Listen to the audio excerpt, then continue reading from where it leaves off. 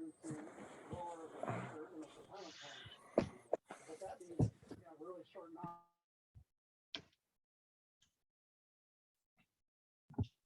everyone. Oh, hold on. Aubrey's calling me.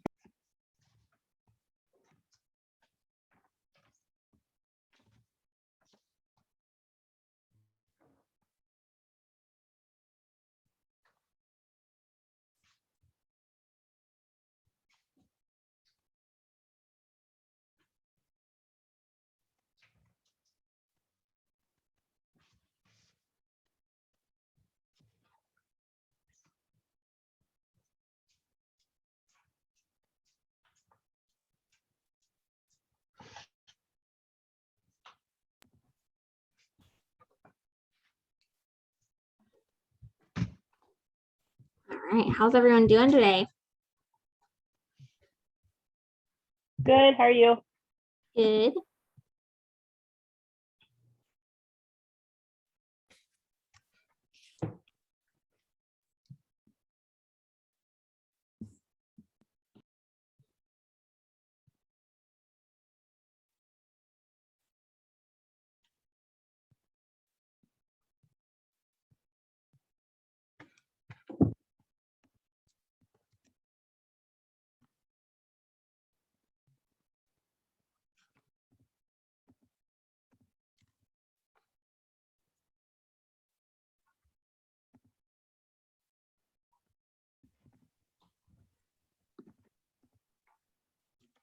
All right, we'll give people one more minute and then we'll start our accountability.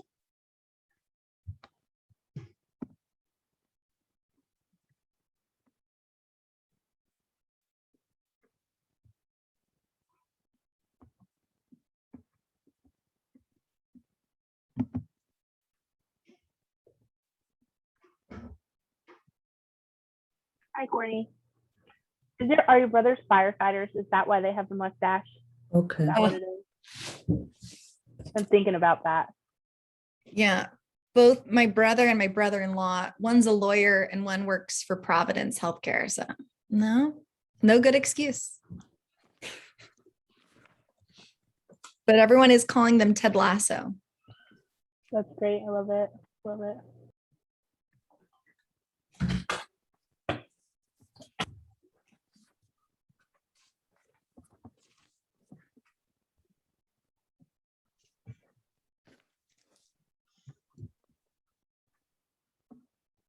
Okay, let's start accountability. I hope you guys all had fun and productive weekends. So Monday is always fun because we get to include the contacts we made over the weekend. So if you've done open houses or anything like that, everyone you've talked to is a contact, which is great. Stella, you want to get us started? Yes, hello everybody. I went to 3 open houses, just kind of observing how other agents host open houses, getting familiar with the properties that are for sale in our neighborhood. Talk to my friend who's also willing to join Keller Williams in the future. Yes, and that's about it. I added 2 people to my contact database, but I'm having difficulties since I need to talk to Steven, my principal broker, and ask him for some tips how to add more people to my contact database. Since I'm not local, I just relocated 1 year ago to Oregon. So yes, I need to figure that piece out. Yeah, once you start hosting open houses for other agents, that can be a really great way because everyone that can come through that door could be a potential contact. I see. So that will be one. That's actually how Chris Suarez, when he relocated to Portland and didn't know anyone, that was how he grew his business and database, was hosting open houses all the time. And then Aubrey will talk a lot about that today too, which is perfect timing for today's class. Sounds great. Perfect. Abby. Hello. I only added 2 new people into my database. However, I did reach out to probably 3 or 4 people on Saturday and just connected with a bunch of friends who I've kind of been meaning to talk with anyway that are also in my database. So just try to be have a social weekend and kind of put my face back out there. And some of my relatives started sending me realtor memes again, which makes me feel like I'm at like the forefront of their thought for, you know, being a realtor.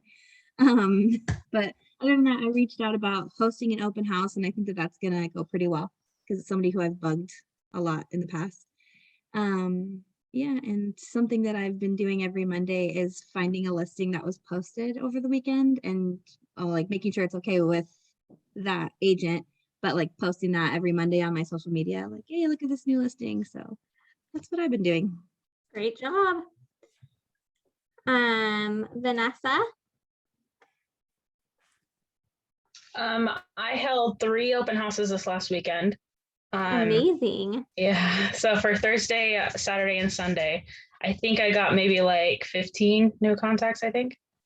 Awesome. Great job. That's Amy.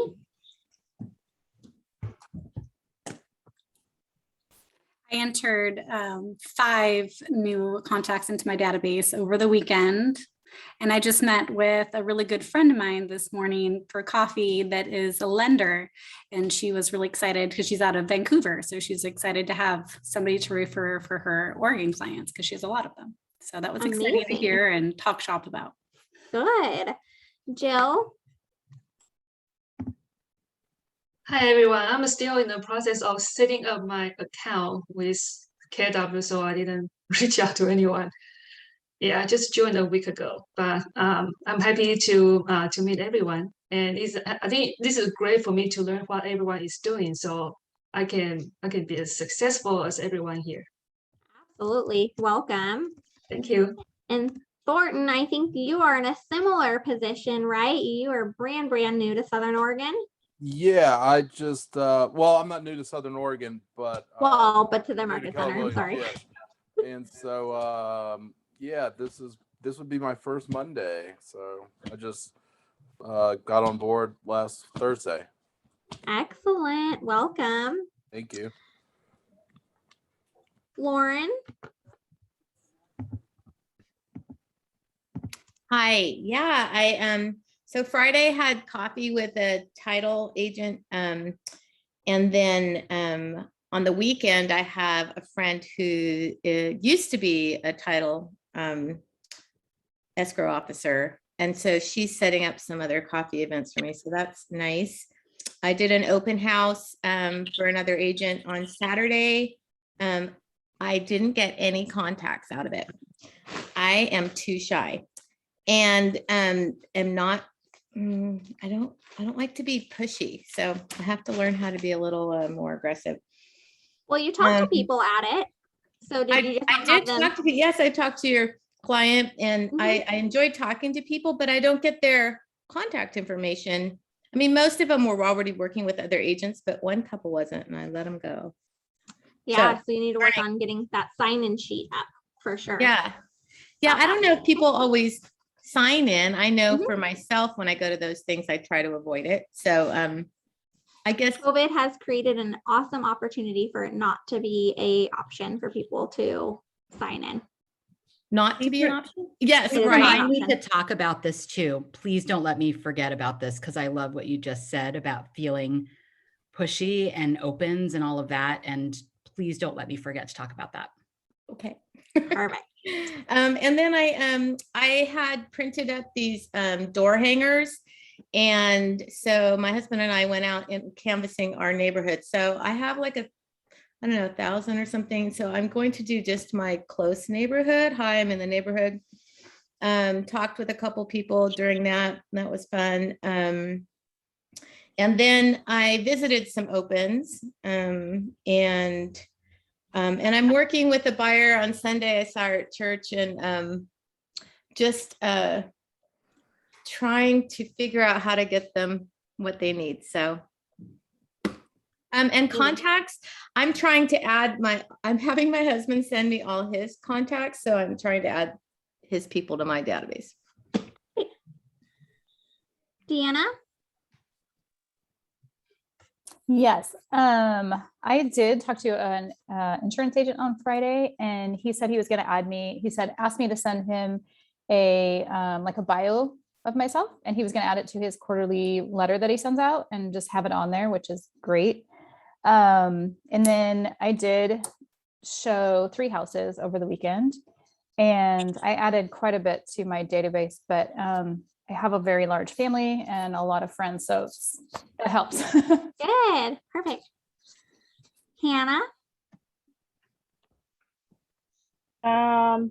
So I had an open house this weekend. I think you knew that was not the funnest event of my life.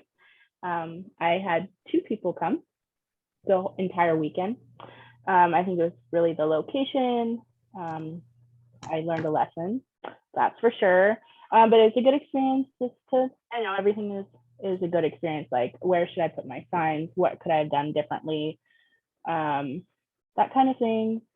But I did post a Facebook ad and I didn't realize until after it was posted and I started getting all these leads that I forgot to put the address on there. And so I got 10 leads into my database because of that. So I was like, okay, I guess that's something. But it wasn't intentional, so I kind of felt bad. And then I got, I wrote it down. I got 11 addresses. So people that I had their phone number, but I didn't have a full like contact card for them. I got 11 addresses over the weekend. I got those contacts into my Facebook ad. And then I tried to preview a house, but I couldn't get in. There was like a security screen door and it was really weird. And like the doorknob, like it wouldn't unlock. And so I just left because I got scared and I didn't want to break it. And then I have 4 people that I referred to a lender that are going to talk with her. So I don't know if she's even working today. So sometime this week, hopefully I'll hear back about them getting pre-qualified. I had a client break up with me. That was sad because she was pretty hot. She was a hot one. But then I got the, I'm sorry, right now we're not going to pursue it thing. So, and then I have an open house. I just confirmed with Matt. I'm going to do one on Thursday. I'm going to do a twilight. And then I'm going to try to figure something out for this weekend as well. So Awesome. I'm going to have a pretty busy week, but Killing it. for me. Amazing. Good job. Daisy? Oh, hello. I have got a couple of buyers that I've been working with that we have been previewing places. It's been fun walking through houses when they're empty. I added I'm up to 112 in my database after finally putting some focus to that. And I'm sending out thank you notes right now as we speak saying, hey, I'm making a career change. Don't forget to think of me when you're thinking of real estate. Awesome. Love it. Courtney. I had a fun weekend hosting open houses. I've had some like Hannah's before, by the way, where the only people to come through like ended up putting an offer on the house, but they weren't really clients for me. But this last weekend was really exciting. The Saturday open house had about 10 groups come through and they were all like younger first-time home buyers, which was a nice demographic to meet and you practice, using more like of a teaching strategy, which is my background anyway. So I quite liked that. So I have about 6 people in my database from that and a few that are potential clients. And then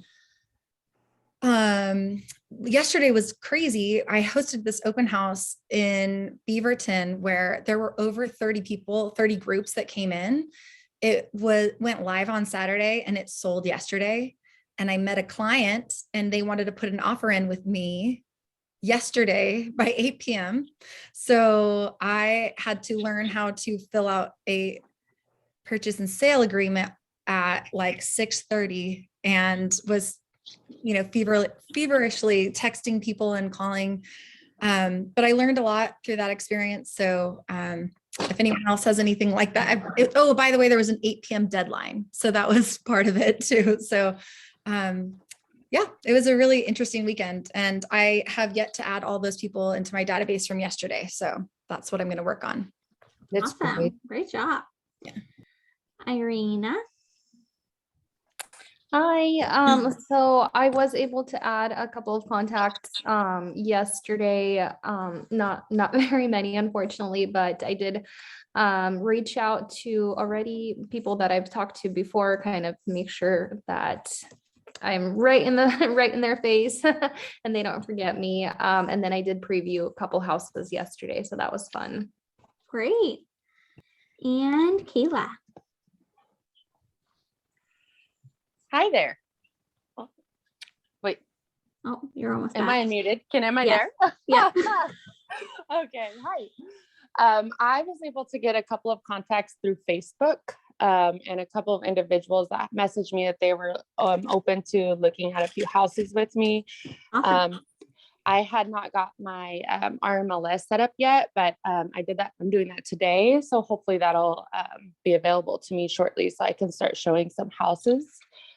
And then over the weekend, I went to about 5 open houses, and it was my first time going to an open house. So I was just kind of observing and listening to the other agents talk to some of the customers that were showing up. I went to a $1 million home just because I wanted to see how the big breadwinners do it.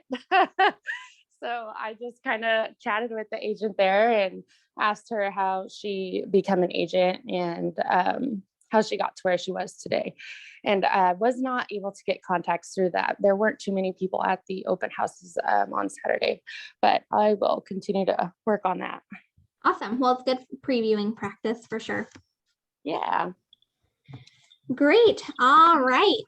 So we are super, super lucky to have Aubrey today. Aubrey's out of the Sunset Corridor location in Portland. And Aubrey, just so you have it in your wheelhouse today as well, I marked everyone's market center next to them. So if it becomes relevant at all as you're referencing them, you can tell where they're from. So Aubrey is an award-winning CEO with Keller Williams Sunset Corridor. Her specialty is first-time homebuyers and hyper-local market analysis. Aubrey works in all price points with both buyers and sellers. She is an extraordinary trainer and gives her knowledge about how to provide an excellent experience for your clients. After today's, this will be my little pitch for reminder too. So Aubrey's one of the amazing, talented resources we have who actually are you already certified for KW International or are you working on it? Working on it still. Working it. So one of the important things when you want to go be an instructor for KW International is you have to have feedback. So you guys should have seen your first one last week after the Ignite class. There's a feedback link emailed out if you attended it, and you'll see that again today.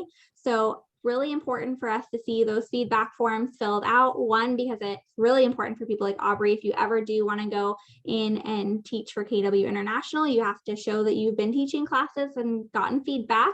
And it's good for us as productivity coaches to know that the instructors we're providing you are giving you the content that you're expecting, and we're delivering it in a way that you guys are receiving well. So don't forget to do that. And I'll let Aubrey take it away. Thanks, Sorry, Mara. where is the feedback link? I'm sorry. It's emailed out to your email after the class. Oh, okay. Thanks. Yeah, so I appreciate it. And thank you all for being here. As Mara said, I'm at Sunset Corridor. And I think one of the reasons why I'm featured so often, I've been featured on several Keller Williams International panels, and I speak at Bold Coaching Corner a lot. I was just on PMAR's panel, is that I'm a solo agent. I'm a solo agent with a pretty different kind of business model. And so what we're going to talk about today is sort of how I've grown. Just to give you an idea, I've been licensed for about 4 years. And in my first year, I did 13 transactions, and then to 45 the next year, 59 last year, and I'm on track to do 70 units this year with a GCI of over $1 million. So we're going to talk a little bit about how that grew, because someone here had mentioned, hi Daisy, someone here had mentioned that they were new to the area. I am from New York City originally, but came to the Pacific Northwest for college. many, many moons ago, as my children remind me on a constant basis. We actually just moved back to the Portland metro area about 5 years ago. So I had zero database, nothing. All of my friends from college have, moved on. So one of the ways that we're going to talk about building this big business is we're going to talk about how did I build my database, which is currently at around 1,100 and frankly could be a lot more. A little bit about my team. I am a solo agent, but there's no way that I could do the sort of business that I do alone. And I have a transaction coordinator who is in-house at Keller Williams Sunset Corridor. Her name is Emily, and she does all of my paperwork because I'm seriously awful at paperwork. And then she has a listing coordinator on her team who helps with the coordination of my cleanings and the stagings and the signage and all the great stuff that, that Kelly does. I partnered with, and I definitely want you to hear this part, especially when you're new.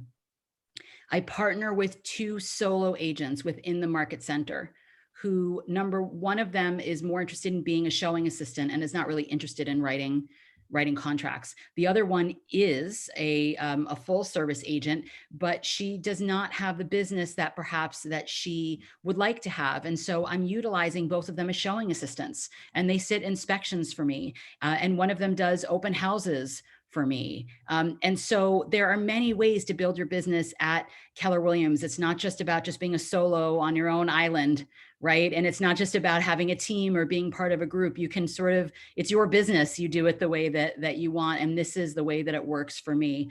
And I'm someone who probably, although I'll never say never, have a team, because it's just not, I'm not interested in managing other people. I sort of just want to grow with other people, knowing that at some point, the wonderful showing assistants that have been working with me as solo agents are probably going to build their business big enough that they don't need me anymore, which is okay, because there are plenty of other solo agents in the beginnings of their careers who, where we can form a great partnership. I should tell you before we start the class, I know you've had other Ignite classes. I don't necessarily teach in the way that other Ignite instructors do. So I'm going to tell you right now, there's going to be no sharing of screens. There's going to be no PowerPoint presentations. I think one of the reasons I've been so successful is that I sort of embraced that I am who I am. And what I am is a woman who absolutely abhors technology. So you and I and the 14 of us are just going to chat. I'm going to talk about in very real, specific, real world time, how I'm doing business. And then we're going to have time for you to ask a whole load of questions. Does that sound okay to all of you? Cool, because I don't really operate in any other way. Okay, so Mara actually, she cut out a lot of the stuff that is good, because I always ask like where everybody's from, but now that she put the little indicators about which market centers you're with, that's been awesome. So let me talk about how I started, because how I started is not where I am right now. So, and let me just say too is, for those of you who have other things going on, I get you. I feel you, right? I have 3 young children now back to school, thankfully, and they all have their ridiculous after school things that all 3 of them do. And I have a dog and a husband and all those things. I totally forgot to mention my husband, which is typical because we've been married for 20 some odd years. He's actually my director of operations, because I actually stole him from his employer of 10 plus years as a web developer. And now he does all of my marketing and my photography, my Matterport, and all of that. So when in doubt, employ your family and pay them nothing, and they will help build your business. And that's the end of my presentation. I'm totally kidding, but my kids seriously do help with like my marketing, my welcome home books. In fact, I just got a listing under contract, and it was because my oldest son did farming in my neighborhood with little brochures for the doors. So again, pay your kids a nominal fee and promise them dessert, and it's amazing how much work you can get done. So in the beginning, when I started real estate, as I mentioned, I was new to Portland Metro. My background is actually in education. I heard someone else say that they were a teacher as well. I was a American history high school teacher. So my interest has always really been in the educational piece. And so when Mara was talking about the micro markets, and then I know, I think it was Hannah that was saying that, or no, it wasn't Hannah, but it was someone who was saying that they were trying to engage with people at an open house, but that they just weren't able to necessarily really connect with them to the point where they could get their information. My specialty at open houses was to really know those micro markets in every open house that I went to, so that when they're looking at the house, I'm not hovering. I'm not asking them a trillion questions. I'm asking how long they've been looking and if anybody has ever shared sort of what's going on in the micro market with them. So if I'm showing a house, for example, at an open house in Beaverton, I know how many actives there are, how many went pending in the last week, what the list to sales price ratios are. I know that the appreciation year over year is about 17.5% since last year, right? And so the thing is that once you really start connecting with people from an educational, informational standpoint, I find that the conversation is much easier because they see you really as the person who is the point of knowledge. And I will say the point of knowledge is really going to be the theme for this entire session today. So when I first started, I set out to do 16 open houses every month. And let me tell you, I was completely exhausted, but that is what I did. And I found that you have to realize that with legs of lead generation, they're going to be different for different people. Some people are really great on the phone. So those are going to be great for calling for sale by owner. They're going to be great for calling the expired listings. That is not my jam at all. I'm terrible on the phone and I don't like cold calling. And so the great thing about real estate is, number one, it's your own business. And number two is like, there's no wrong way to lead generate. So do the things that you love to do. So initially I really loved, honestly, open houses. It was a great way to preview houses and to get to know the neighborhoods and the communities. And again, I came armed with those TMOs. Does everybody know what a TMO is? Mm. Total Market Overview. Your market centers have this. They email it to you every week. And what this is showing you is the actives, the pendings, the list to sales price ratio, the average days on market. So you can have this for every community that you're in, for every open house that you're in. You can also look on your MLS. They have an area that's called Hot Sheets. And again, it tells you even more specifically per area, per day, all of that information as well. When I go out to my kids' soccer game, we inevitably end up talking about real estate because real estate is super interesting to most people. First of all, it's crazy out there, but also because HGTV, you don't mean that we get to see 3 houses and then we get to choose one at the end? How weird. But everybody loves this stuff, right? So the thing is that when I go to my kids' soccer game that's in Aloha or in Hillsborough or Tigard or whatever it is, I come armed with my TMO numbers in my head so that in the course of conversation, we're just talking about it. I'm not asking them if they're looking to buy, sell, or invest. None of that's happening. What I'm doing is I am the source of information, and you become top of mind whenever anybody thinks about real estate because they know that I know what's going on in the market. And in this market, super important that you are the resource because there's a lot of crazy information out there. Their cousins, brothers, uncles, Bob, whatever it is, told them that something happened in the market. They're all wrong, right? The thing is that there's no room for stories in the numbers. The numbers are the numbers. So you be the source of that number and information. And so for open houses, that's where I started and I became that source of information. And that's how I started to build my business. That was the first thing. With open houses, yes, do a Facebook ad. Yes, put the address in. Yes, do signage. Yes, do door knocking around your open house. Such an easy conversation. Don't let it scare you. Knock, knock, knock. Hey, I'm doing an open over on 123 Southwest Main Street on Friday, Saturday, and Sunday. I'm so sorry that there's probably going to be some parking issues, but we're only going to be there from 5 to 7. And hey, if you're interested, just pop on by. Or if you know of anybody who's renting in the neighborhood that you think would like to live here. So, I mean, it's a really easy conversation to let neighbors know that there's an open. The other thing that I would do is talk to your title and escrow companies before you do an open house. Ask them where the non-owner occupied homes are. Those are homes that are owned but not lived in by the owner. They're renters.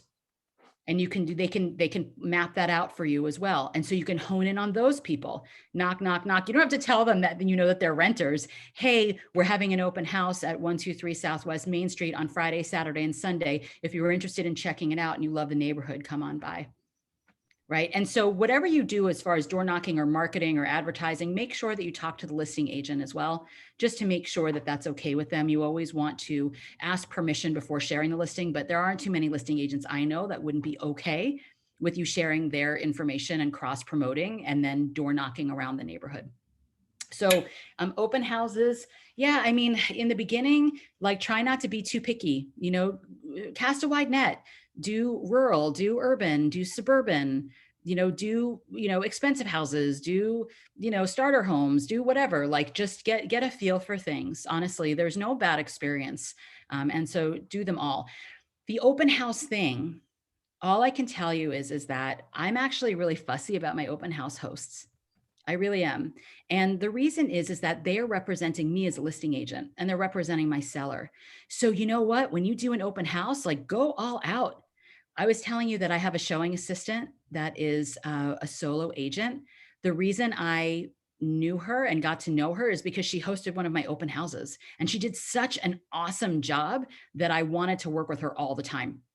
She had amazing communication. She got there early. She put out balloons. She door knocked. It was really the thing that she really stood out. And you can be that person really for agents all over the office. Once you get a reputation as an excellent open house host, everybody's going to want to use you. Seriously. And you want to have connections with those agents. So open houses, really, if you like doing them, do them. And whatever legs of lead generation you have, do them at a high level, you know, like really commit to them, be consistent. And then over time, if you find that leg of lead generation is just not your thing, after you've given it like your 100%, then just change out your leg of lead generation. I don't do open houses anymore. And that's okay, right? Like you have to sort of fail forward, they call it, right? And it doesn't even necessarily mean it's a failure. Just try the things that you love to do and forget about the rest of the things, because there's a million different things that they're going to tell you to do in real estate to generate leads. I don't buy leads, right? Like I don't do Zillow. I don't do any of those things. I don't spend money on leads ever because it doesn't feel organic to me. And one of the things that I realized probably my second year in real estate after I took Bold, for those of you who haven't taken it, when it comes up, you should take it. It's Building a Life by Design. And one of the things that I realized is that I was so afraid that the Northwest people wouldn't like me because I'm very New York still. I mean, I've been gone for 20 years, but it doesn't really matter. Like I talk fast, like I don't have a big edit button, you know, I'm pretty transparent. And I think my husband's from the Northwest and I understand the speech is slower. Y'all are chiller. I get it. Like I understand, but I'll tell you what, like once I stopped worrying about what people thought and worrying about how I came across, and I became really just embraced that I'm going to attract the people that like my energy, I got so much more business, so much more. Like I don't drive a super nice car. I don't have fancy clothes. Like I mostly have junk on my clothes. You know, again, 3 kids and a dog. Like, you know, I mean, it's not a glamorous life, but I also sell $1.5 million houses. I do that too. And you know what? Because our perception of what clients are looking for is not actually reality either. We have a perception of who we think they want. It's not true. What they want is for us to be authentic, right? You don't have to be extroverted in real estate either. I am. You don't have to be, because there's plenty of business for introverted people too. You know who engineers love? Introverted people, because they're like them. So you mirror and match what you see at open houses, what you see when you're out at your kid's soccer game, right? Like mirror and match the pace of their speech, right? Like you don't want to come on super Queens crazy if they're, you know, if people are super chill out here, but it means that like you really can be who you are, and it really is enough, because there's really room for all of us in real estate. And that being said, open houses are not going to be right for everybody, and that's cool, but it is a great way to start your business. But let me tell you about an even better way that I was able to build my business that just exploded my business and continues to do so to this time. So one of the things that's always been really important to me is supporting women in business, and not just women in business, but women in service-based businesses.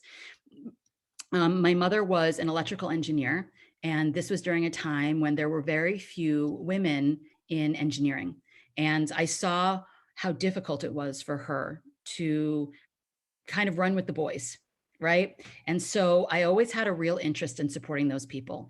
So literally, I had started my career in real estate at a different brokerage. And one of the first things that I decided to do was to start reaching out to women in the service-based industry. And so by service-based, I mean electricians, moving companies, general contractors, cleaners, gutter repair, roofers, you know, anybody that I think would be a good fit for my clients in the residential service industry. What I would do is I would call them in to come in for about 15, 20 minutes for tea, because I don't drink coffee because I would be insane on caffeine. So just tea. And I would just learn about their business, not about mine. We're not talking about me. We're just talking about their business to see how can I promote them. That idea, which was kind of like an afterthought, to be honest, because I was like, oh, well, I'm sort of new to the area. Wouldn't it be great to meet other women in business? Became something huge. So that turned into something that is now called my Welcome Home book. And my Welcome Home binder is something that I give to people in the community, but also to all of my clients. And it has residential services. Now it has professional services, right? Like accountants and bookkeepers and, you know, that kind of thing. It has health and wellness. And we also have food and drink. So this binder now goes to everybody. And I want to talk about that number 2 leg of lead generation, and that is networking. So those meetings turned into my membership in a group called MOB, which is Mother-Owned Businesses. Now, you don't have to join this. There are a million other sort of social media networking groups, and this is through Facebook specifically. But I joined this organization as an alliance member, which means I do have a paid monthly fee. And they used to have, of course, in-person meetups, but they don't anymore. So now everything is via Zoom, but it's totally fine, because what I did is I would consistently show up 1 to 2 times a week at meetings and get myself out there and make presentations and meet people for coffee that I met through this group. And so networking and consistently showing up, that group is literally 60% of my business comes from referrals through that group. This is not a paid referral group. It is a paid group in that you have a membership, but this is really just an opportunity to get to know on a very deep level other women in business. And it has changed the trajectory of my career. Hannah, you raised your hand, yeah? Yeah, hi. Were you on Bigger Pockets? Or on a podcast? No podcast. No, not at all. No. Okay. No, not on a podcast. I've been on Real Estate Ladies group, and then PMAR and KWRI. Yeah, but not on that one before. I've heard this story before, and I thought it was you. I was like, this is wild. Like, how did I know this? Maybe maybe I watched something. It could have watched something. Yeah, because I do tell the story a lot, because I think for people that are newer in real estate, they're so overwhelmed by all of the opportunities about lead generation. And I guess what I'm saying is as we kind of get into my legs of lead generation is like, you do you. I like networking, like I love that. And I love promoting other women. And so one of the ways that I also promote women in business is not just through the Welcome Home book, but when I have a listing, I put these things called look cards up. So it'll say like, look, the furnace was just serviced, or like, look, it's a solar tube or whatever. So on the cards on my listing, I also say the roof was just maintained by Rip City Roofing and Exteriors, Maria Amador. This deck was just repaired by PDX Aero Contracting and Painting, Trisha Johnson, right? So I'm promoting these women like all over the place. And then when I have a closing, anybody that had anything to do with that closing, from my transaction coordinator to the people helping with gifts, to my home warranty, to anybody that did any repairs, they're all getting tagged on my social media post when there is a closing. It's really just about being of service to other people. And it comes back, because what happens is that you cross promote, you're at top of mind. And then what do you think happens with all of those people that you're cross promoting? What do you think? They promote you. Absolutely, they do. I've gotten 8 listings from my general contractor. You know why? Because oftentimes they're the first ones that they contact before they even contact a real estate agent, right? Like, we need to get our roof done before we list. So, hey, and then she'll say, oh, well, why, like, what's, why are you getting this done? And they'll say, oh, well, we wanted to list your house. And she says, I know the perfect agent, right? So, yeah, and that's not the intention behind their promotion. It's really just to make sure that their business is highlighted, because we grow through others. I certainly do. So number 1 that I used to do was the open houses. Number 2 was networking. I still go to mob meetups every week. It is part of my lead generation time.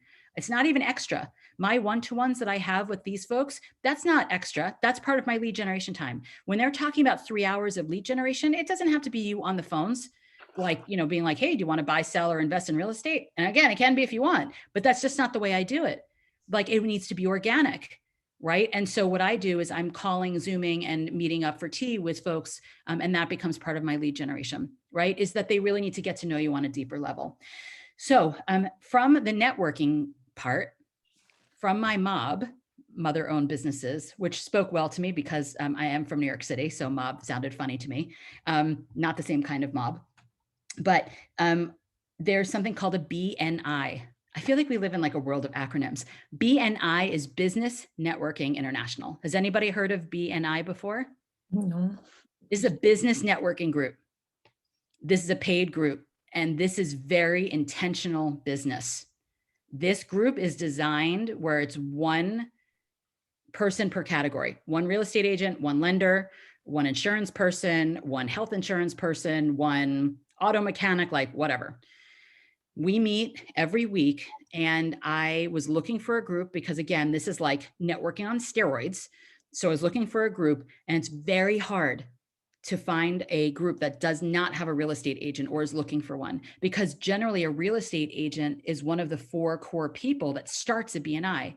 So for you to find a spot is hard. And I went to a couple of BNI groups that were looking for a real estate agent, and there were like 40 people vying for the position. And, I can stand on my own for sure, but I don't want to elbow people out of the way or kiss up in order to get a position. So I did something different, which is I started my own. So if you live in a community that doesn't have a BNI, start one. Our group is virtual. It's great.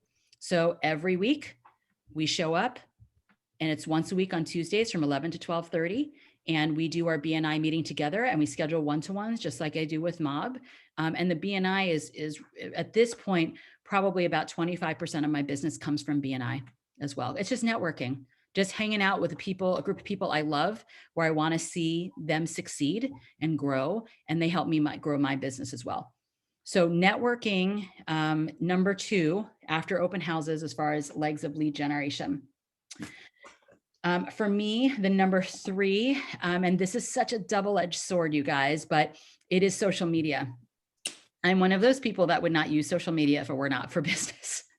I don't love it, but I will say is I'm really very heavily part of moms groups.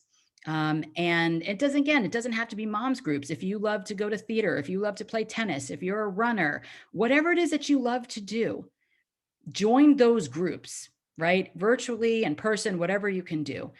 Because those are going to be your people. These are the people you have stuff in common with. They get to know you as a person. And then, yes, of course, you want to come armed with real estate stuff. Oh my God, I can't even think of the last time I went out anywhere and someone said, so what do you do? And I say, I'm a real estate agent. And they say, how's the market? And so you better know how the market is. I don't care where you are. I mean, you can be in a supermarket, like know what the market is, right? So the social media piece is so important because, again, I am the source of information. And it's so easy, you guys. It's so easy. So someone says like, hey, does anybody know of a house cleaner? And here's how I preface this statement. I recommend Shops Home Maintenance to all of my real estate clients, period. I'm referring them. I'm not talking about my business. I'm not even tagging my business. I'm saying I refer all my real estate clients to Shops Home Maintenance. Tell me why that works. Why do I do that?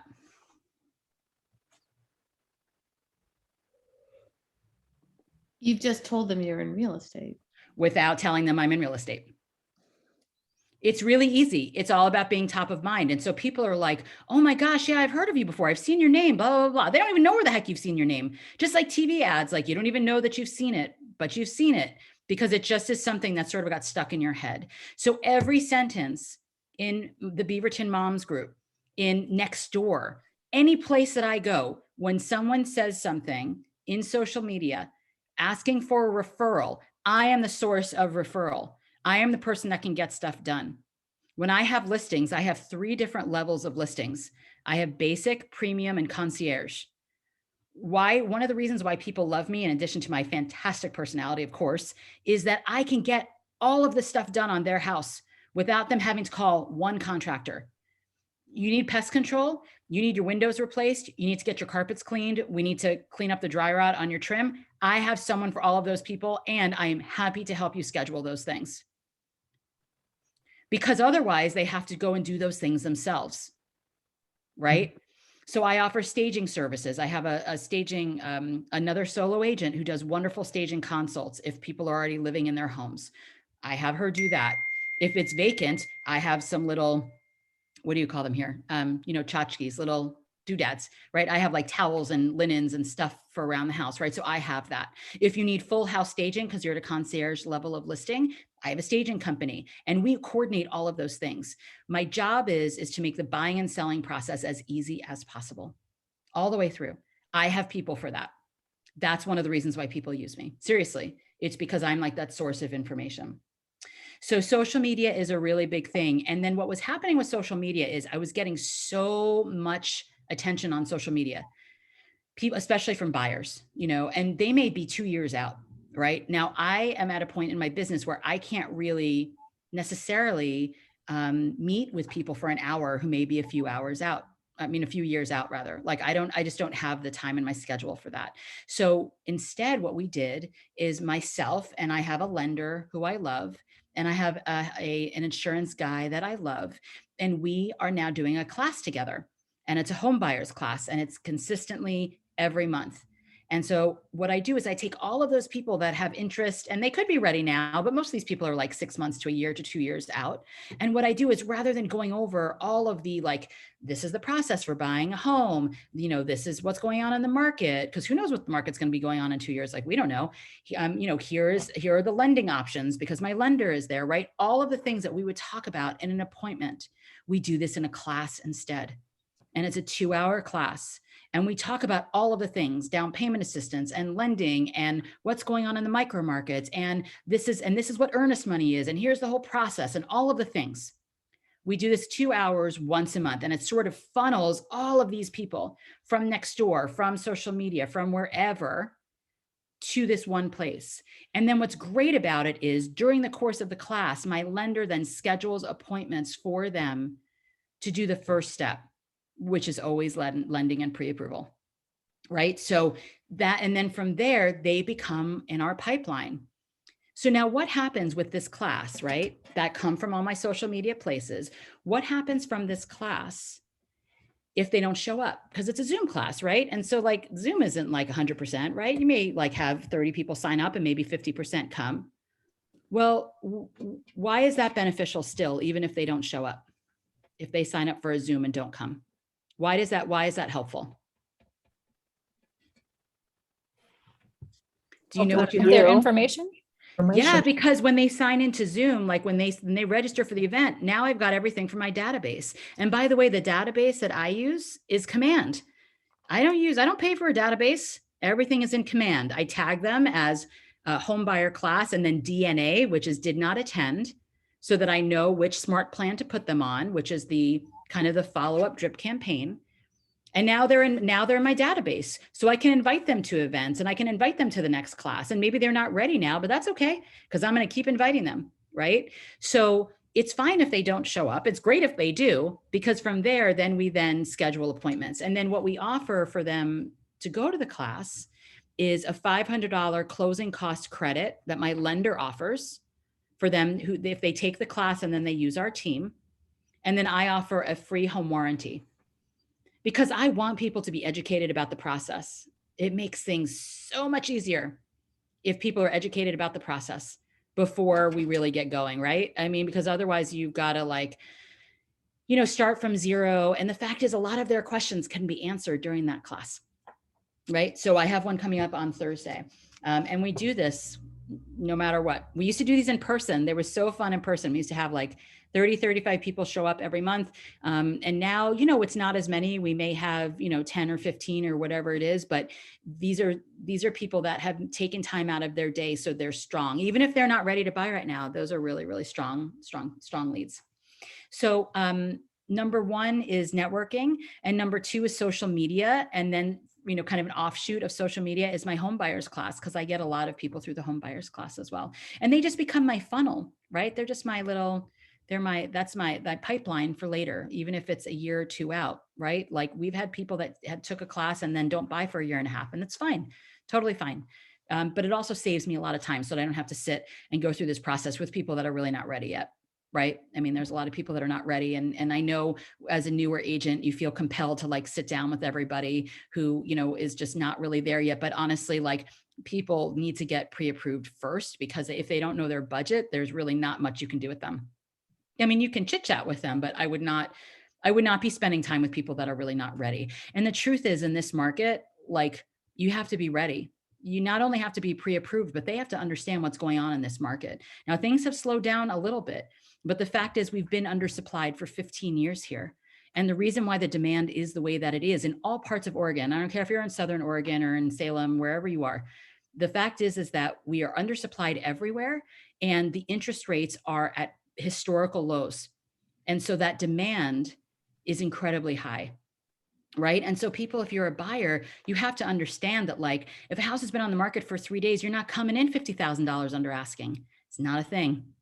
Right. Like, because we don't want them to think as we go through the process that somehow we're not doing our job by getting them the house that they want. They need to understand what the reality is. And that's where your education and you're educating them is really, really, really important. Set the expectations always. So we've talked about networking, and we've talked about social media and the class. My other leg of lead generation, and this just sort of comes with time, is my referrals. So referrals isn't exactly what you think. Referrals are definitely past referrals, right? From people that you've worked with before. Referrals are also from your business partners, right? That's also a referral. Referrals can also be people in the community, your church community, your farm, so to speak. Those are also referrals. You know, we do several events in our community during the year. So on the last day of school, we hire a local woman-owned ice cream place in Bethany. She comes to the park. That's about a half a block from my house because I'm lazy as hell. And she comes and she sets up her little cart, and my kids go put door hangers on all of the doors in the neighborhood. And we invite them for a last day of school ice cream event. It's open to everybody. It's like $5 a scoop. Now, last year, the weather was gorgeous. It was a little insane. And so we probably served, I think we served like 350 people. It was a little nuts. However, I split this with my lender and my insurance partner. They helped me advertise it. They paid for, we went in thirds. It was very inexpensive. And I got 2 listings out of that, right? 2 listings. So even if I paid $500, which it wasn't even that much, but let's just say I paid $500, like how much do we get back if we have 1 listing or get 1 buyer out of it, right? So, so we do that, right? We do a couple of community events throughout the year. That's one of them. The other one that I do is Halloween. Super fun. So there's a gal that has a co-working space that's called Office Evolution in Hillsborough. And it's this beautiful space. You know what co-working is? It's like a big kind of office and you can kind of hang out with other people. Well, we're renting it on a Saturday, and they have a photography studio. So my husband's a photographer, and he's going to be doing all the like Halloween photos with the cute kiddos in their cute little costumes. And we're going to have a room that's just candy. because let's sugar them up and then send them home. And then we're going to have a room that has a movie that's just on our little computer here, right? That we can shoot up on the screen. I think it's going to be like Hotel Transylvania or something like that. And then we're going to have a crafting area. This event might cost us $600 all in, including the space, everything, right? And this is going to be open to the community, right? Like to the public. Because the thing is that it doesn't cost us very much, because really the only thing is crafts and candy, right?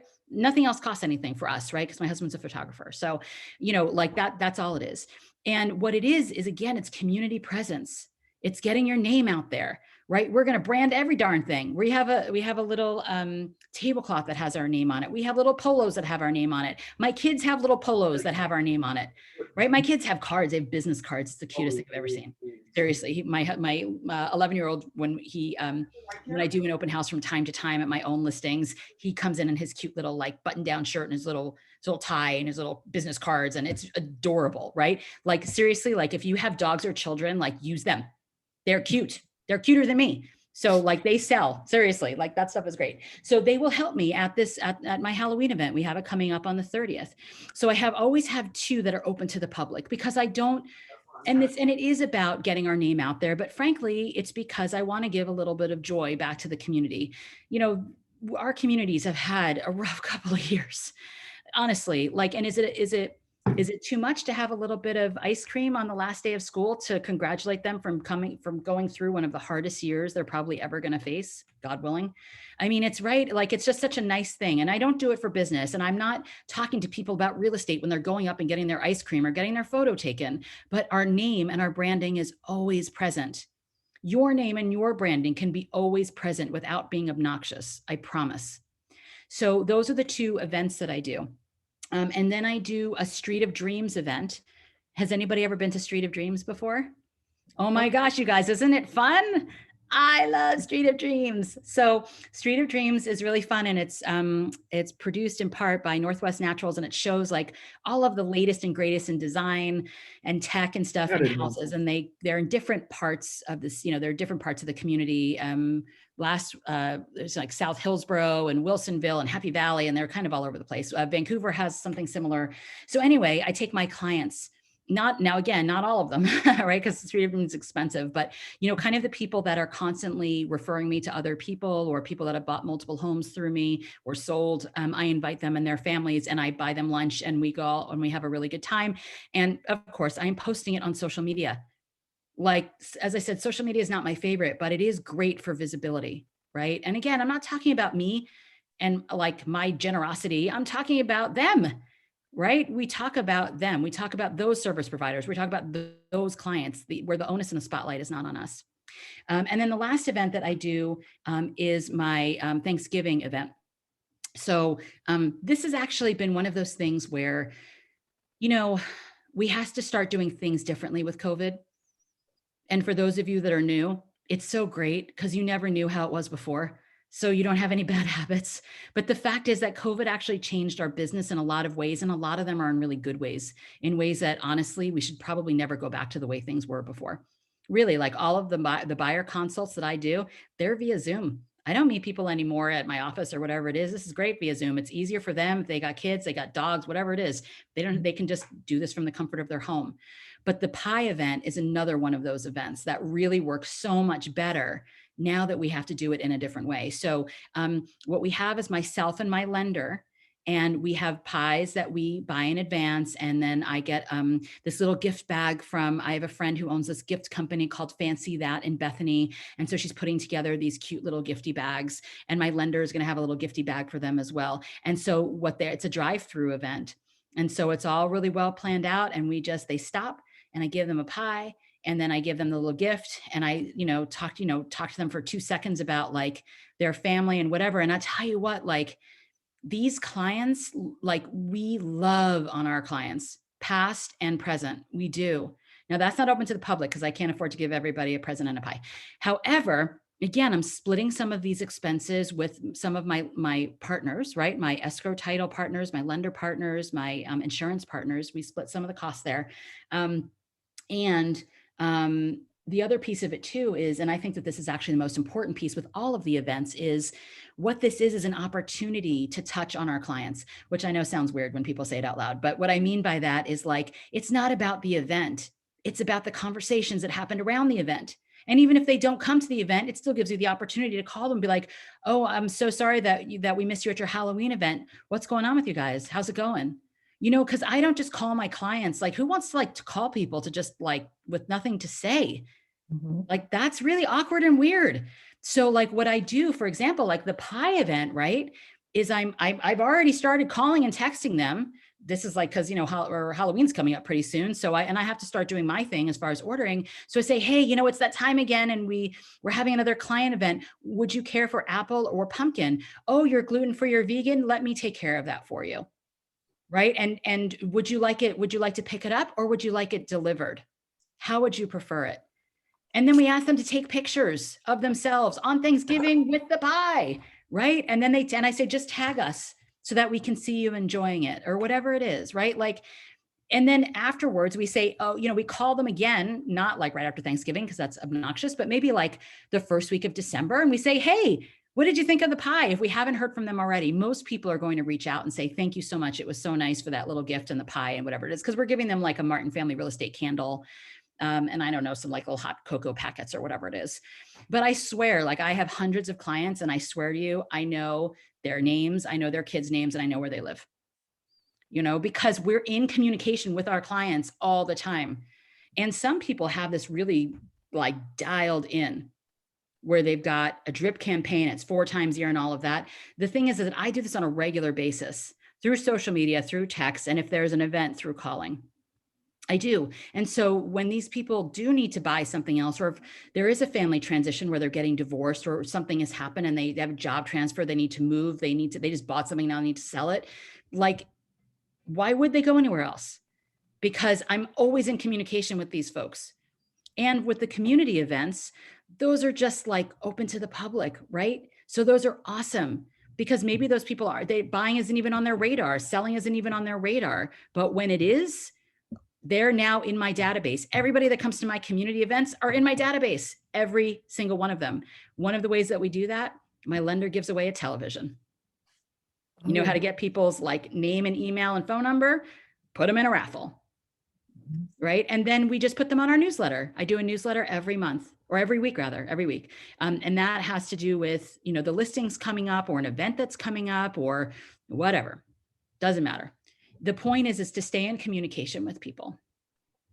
So my legs of lead generation now are networking, the social media, and through referrals. And so no more open houses for me unless like I really want to do it. Like I have one coming up in Parrot Mountain, which is in Sherwood, and that's 1.5 million. And so that's going to be one that I do myself.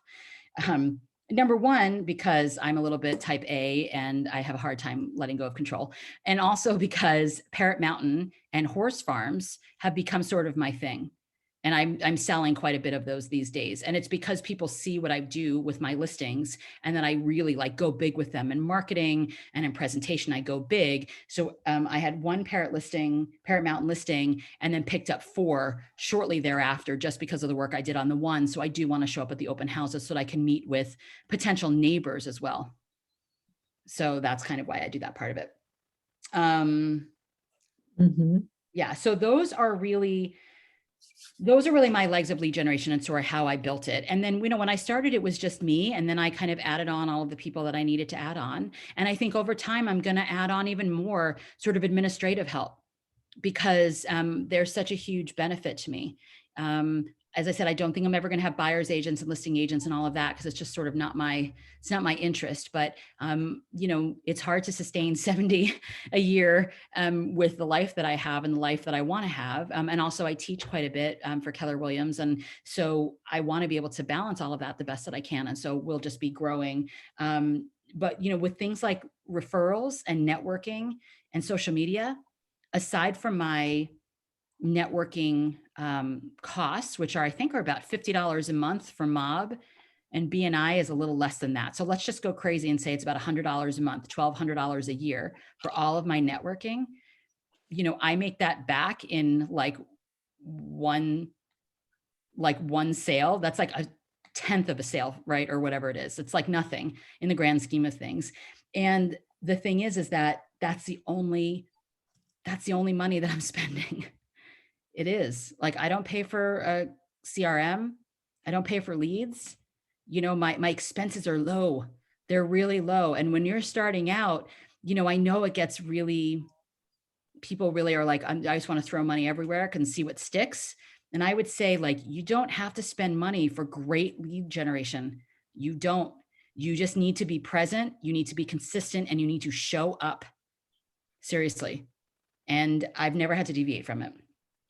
And, one of these things at some point, when COVID started, open houses were hard or non-existent. So, all I can say is, you should have at least 3 legs of lead generation so that you don't put all your eggs in one basket. And then and whatever you do, commit to it, like do the work, because I will tell you, like, if you don't do your lead generation, you will not have business. You have to do it. And so if you have to do it, you may as well do it the way that you want and the way that you love and in a way that feels comfortable for you, because otherwise you won't commit to it and you won't get anything done. Because the only way to fail at real estate is to quit. Seriously. That's it. I'm trying to think. Nope. I'm kind of tired of talking. So why don't you guys ask some questions?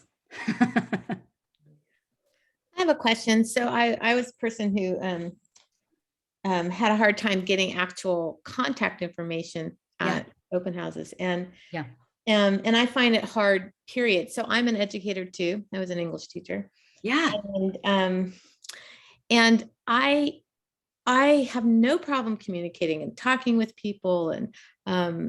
But when it comes to requesting that they provide me with contact information, I don't know. I guess I need to go through scripts or something, but scripts. You should go through scripts. And I would say that one of the easiest ways to do that is to be able to provide something of value, right? So the way that I usually get people's contact information is because we started the communication about the community, the list to sales price ratios. I mean, that's just what I do because I'm a geek and I love that stuff. So, we'll talk about that stuff and I'll say, hey, let me get your email and I can email you stuff that we've been talking about, and I can text you when so I have some other open houses coming up. Like, I don't think it has to be, I think we make it harder than it has to be. Right? Like it sort of comes up in the course of conversation of like, hey, and again, this is not going to be with everybody. And the thing is with signing in and stuff, honestly, and this is totally true now with COVID for sure, is I just tell people like the sellers want everybody signing in because they want to know who's in their house, right? We have COVID tracing. We got other stuff, like sign them in. But as far as the, like that part of it should be easy. The seller, talk to the listing agent and make sure. But I mean, it's very common, especially now, to just say, hey, the seller is requesting that all people that come through the house, that your name and your phone number and your email are there for COVID tracing, right? I mean, and sellers want to know who's in the house anyway. But in addition to that, like you also need to make a connection with people. And the way that I do that is just say, is we really talk, right? And if you're really good about talking to people, then that transition of like, hey, let me get your email and I can email you some of the statistics that we were just talking about, or I can text you about the next open houses I have coming up. Vanessa, I don't even know how I missed that, but your shoe situation is fantastic. Like, how have we not talked about that the whole time? Oh, yes, nice. I mean, I'm jealous. That's, no notes for you. It's beautiful and it's organized. That makes me so happy. Anyway, so I got distracted by shoes, as I want to do. So I think that communication part of it is really important because you have to actually make a connection with people in order for them to actually want to give for them to want to give you their information. But I think honestly, if you're really talking about just straight up getting their information, have them sign in, because frankly, like, people should know who's going through their houses right now. They should. People should know who's going to their house, period, especially if they're still living there. They've got their stuff there. Especially if they're living there. The idea that someone would tell you, well, I don't want to sign in. Well, I don't really want you to come in here then. Like, used to be, you do have that value piece. Strict. Last year it was much more strict, where they had to, not just sign in, but they had to go through some, some agents did like a 2-step process and all of that. I don't think it's too much to ask for people to sign in when you're going to someone's private home. Yeah, Really. it's not. So you just have to get over that little piece of like, oh, they might tell me no. They're not going to tell you no. Well, and the thing is, and they also might even not even give you, to be honest, I mean, they may not even give you their right information. But the thing is that if you connect with them, they're going to want to. Really, they will. I think we build up a lot of fear around it. But if we provide something of value, they're going to want to give you their contact information.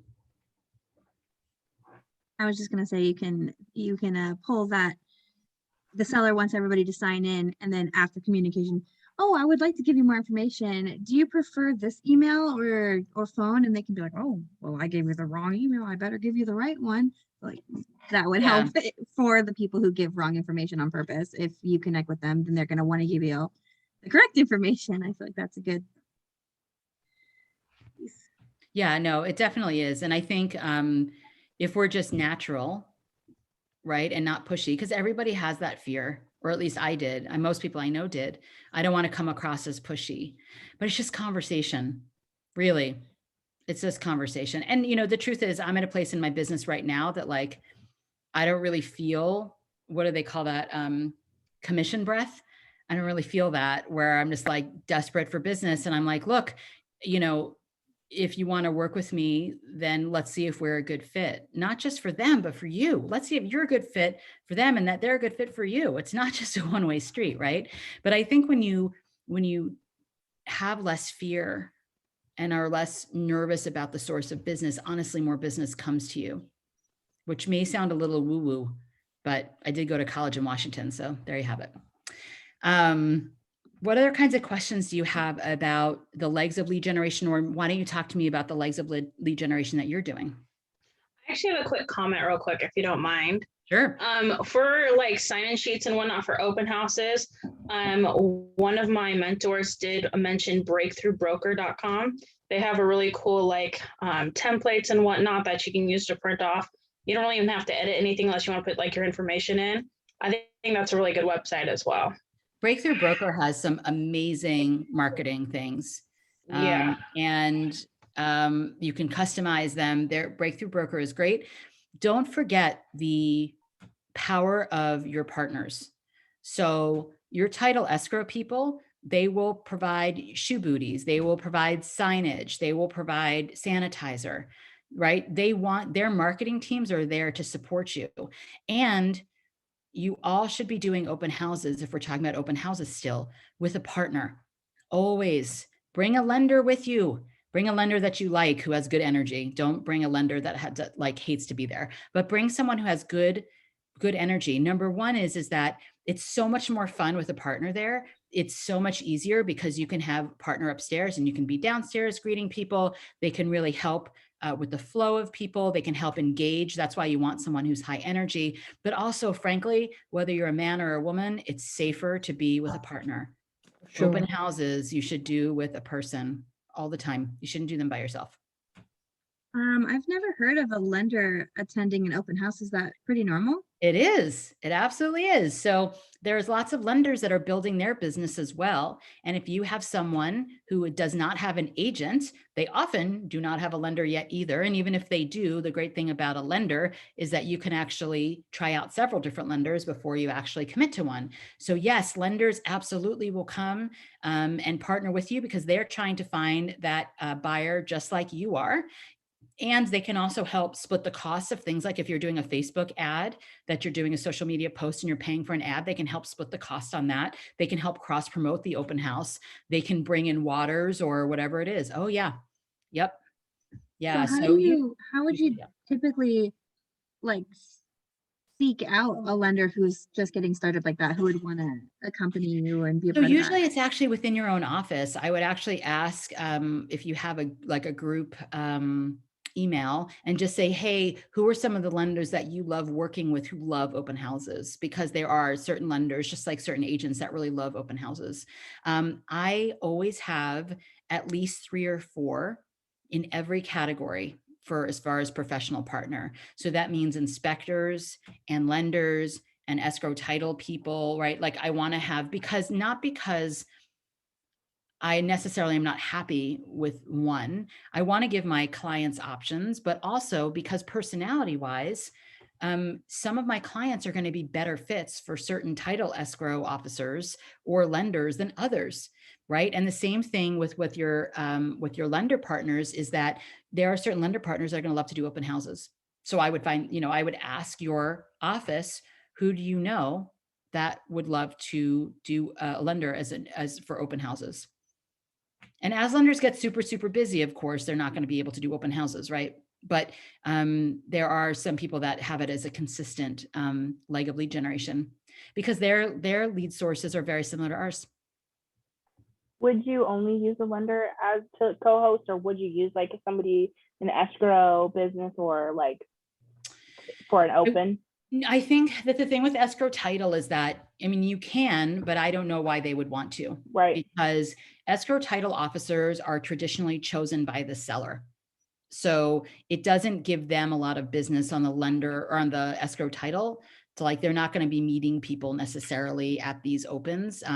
They can, if they want to, if they want your business, not necessarily the escrow title person, but maybe their salesperson, like at First American or Fidelity or Chicago or Tycor or whatever it is, your salesperson might be willing to do that with you because they want to try to earn your business for their escrow title officer. But more often than not, the person you're partnering with is a lender because they're trying to grow their book of business as well. Right. Okay. And if you don't have one of those people, and again, not from the sales perspective, but from a safety perspective, then bring a friend or a partner or whatever. Like the partner or the friend cannot talk about real estate, obviously, but they can direct them back to you because they're nobody who, you can't talk about real estate if you're not licensed, but really everybody should be doing open houses in pairs. Are you guys doing that overall, or are you doing these on your own? I've only been like somebody's helper at an open house, but the person who I went with said that they typically try to always have a partner, but has done them alone before. I think safety first. Yeah, safety first. Seriously, not as fun. It's more fun if there's somebody else there when there's I agree. somebody there and you have somebody kind of talk to, and it just feels better. It feels more natural. Yeah, absolutely. You could put on the music and it feels like the time goes by more. They can help you put out signs and all that sort of good stuff. Yeah. I mean, and they want to help you because again, lenders want to earn your business too. I mean, I work with the gal that I do my class with, Natalie James. We've probably closed 30 or 40 a year together. And she's amazing. And if I asked her to do an open house, she would do it, even though she's a senior loan officer with an enormous amount of business. She would do it because her energy is so good. Like she's so upbeat and she's so fun, and she really matches the energy at the open house. And so she's a great partner to do this with. And it's not just about, for those lenders, it's not just about the business they can get that day. It's the business they're trying to earn from you because they showed up and did a good job, right? So yes, always do opens with a partner if you can. That's important. What else I you have got? a quick question. Sorry. Yeah. So yeah, I'm brand new in real estate. So how do I learn to do the open house for the very first time? Do I shadow another agent for the first time, or is there another way to do it? Yeah, so it's a great question. Shadowing is fabulous. You just have to know that when you're the person shadowing, you have to zip it, right? Mhm. Because the person who is hosting the open house, you want to listen to what they're doing so that you can do it yourself the next time. So just really listen and see what that is that they're doing. But that being said, shadowing is great. And the other thing you can also do is you can go on to the KW Connect. And there's tons of videos on like what we call mega open houses, classes that people have taught and recorded about how to make an open great. And it also depends on the price point, right? Like what I'm doing is going to depend on the price point. So for example, I live, for those of you who are at Sunset Quarter, I live in Bethany, which is sort of a engineer sort of area. Average price point is over 600,000. And so if it's in my neighborhood, I'll sometimes do like a coffee cart right outside and I'll promote it, right? So you can do something like that. And again, you can split that with your lender. Or, sometimes just a matter of door knocking and balloons, get there half an hour early to set up. Make sure that when people come in the home, they're either wearing shoe booties or they take off their shoes. If when the door is open and it's fall and there are leaves that blow into the house, make sure that you have gotten that stuff out before you go, that there's no garbage in the garbage cans.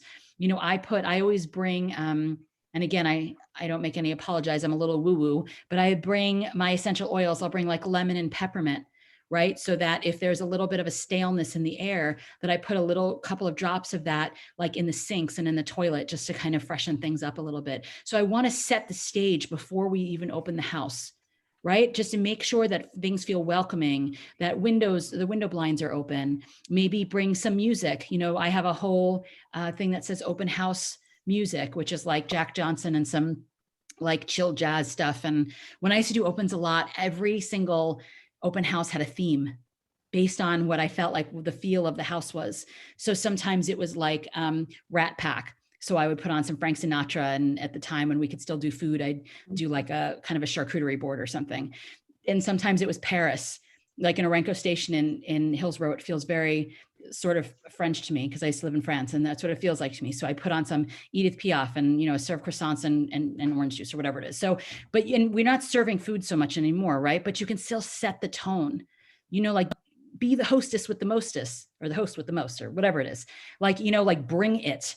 Because the thing is that like, number one is the clients are going to be, the buyers that come in are going to be so impressed, right? With just your professionalism and the fun. Don't be sitting on your phone, my gosh, during an open house. Please do not do this. It like where you act like you don't care. I mean, you don't have to like follow them around and hover either, but like, be engaging, but don't like blow them off and pretend like you, right, don't care that they're really there or have something else better to do, because you don't. Seriously, you don't. And then the other part of that, in addition to impressing the buyers, is you impress the people that you're hosting the listing for, those listing agents. They will ask you time and time and time again and give you the best opportunities for their listings, because you've proven yourself that you're really good about organizing and setting up and giving that feedback at the end. Yeah, open houses are on KW Connect, and you should watch those videos on mega open houses. So good. I will. Thank you. Yeah, so fun. I like your sweater, by the way. Oh, thank you.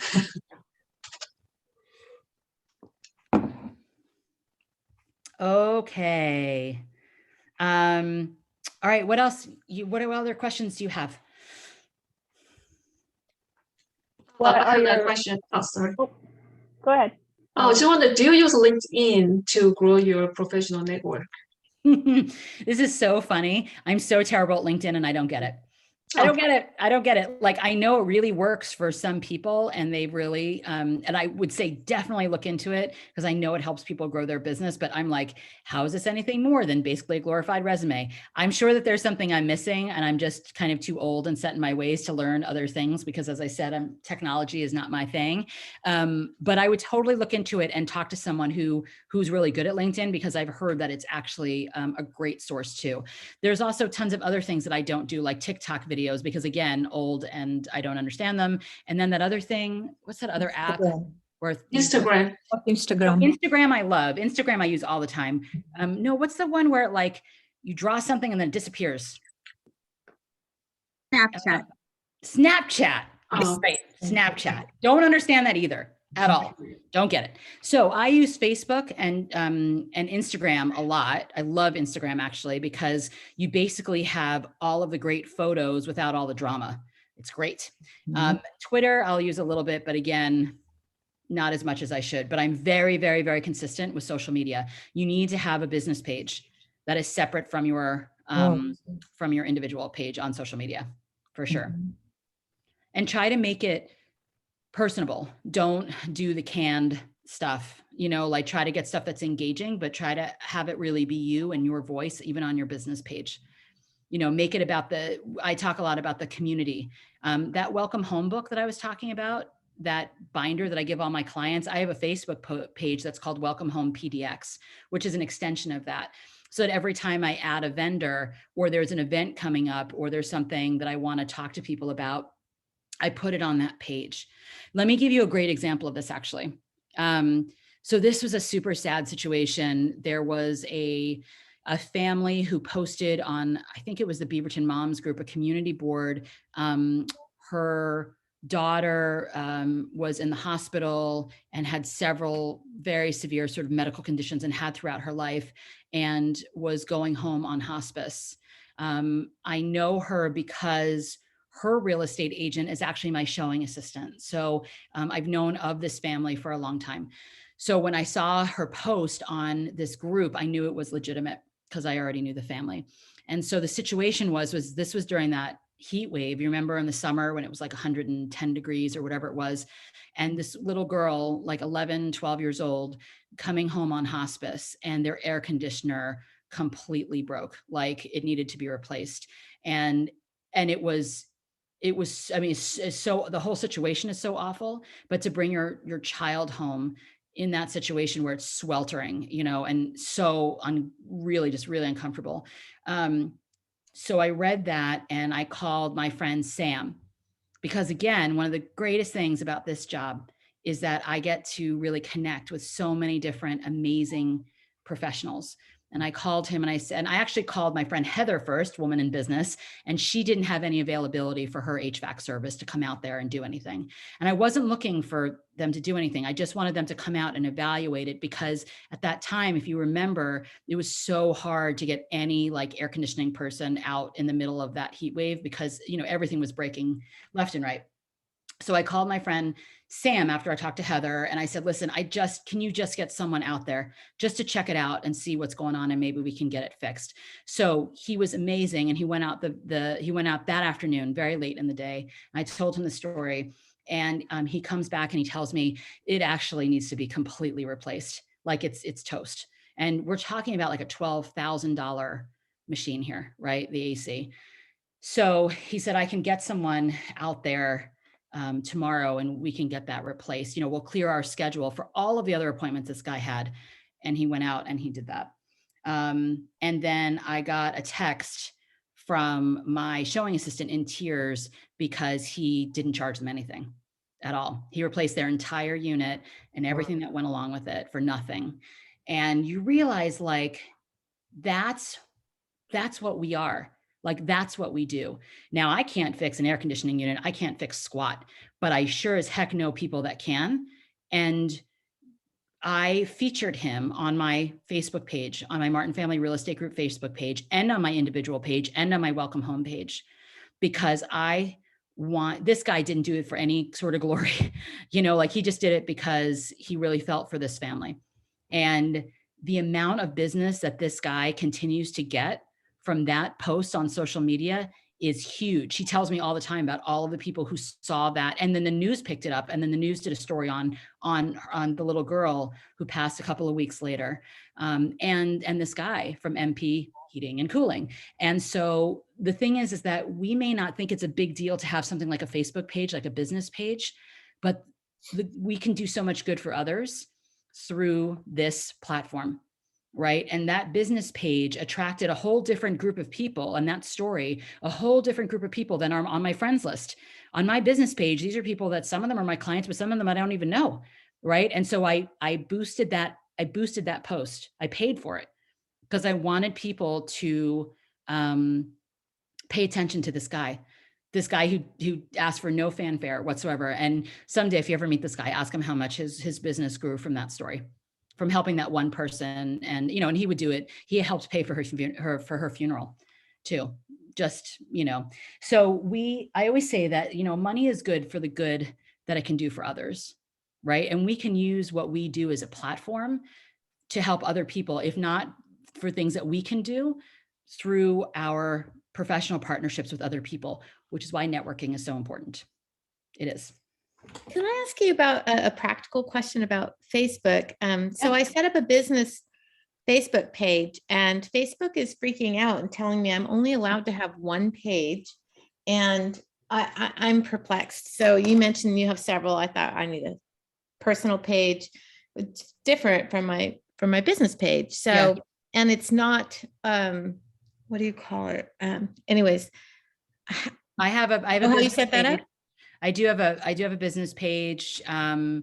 And it's not through my personal account, but I have a business page, and then the welcome home page is a totally separate one too. I would say if you're having difficulty with that, which I'm sorry, what market center are you in? I don't see your Eugene. In Eugene. Mhm. Is that Morgan and Jeff, or Jet rather? Morgan That- and Jet. Mhm. Morgan and Jet, talk to them. All They right. are the Morgan, yeah.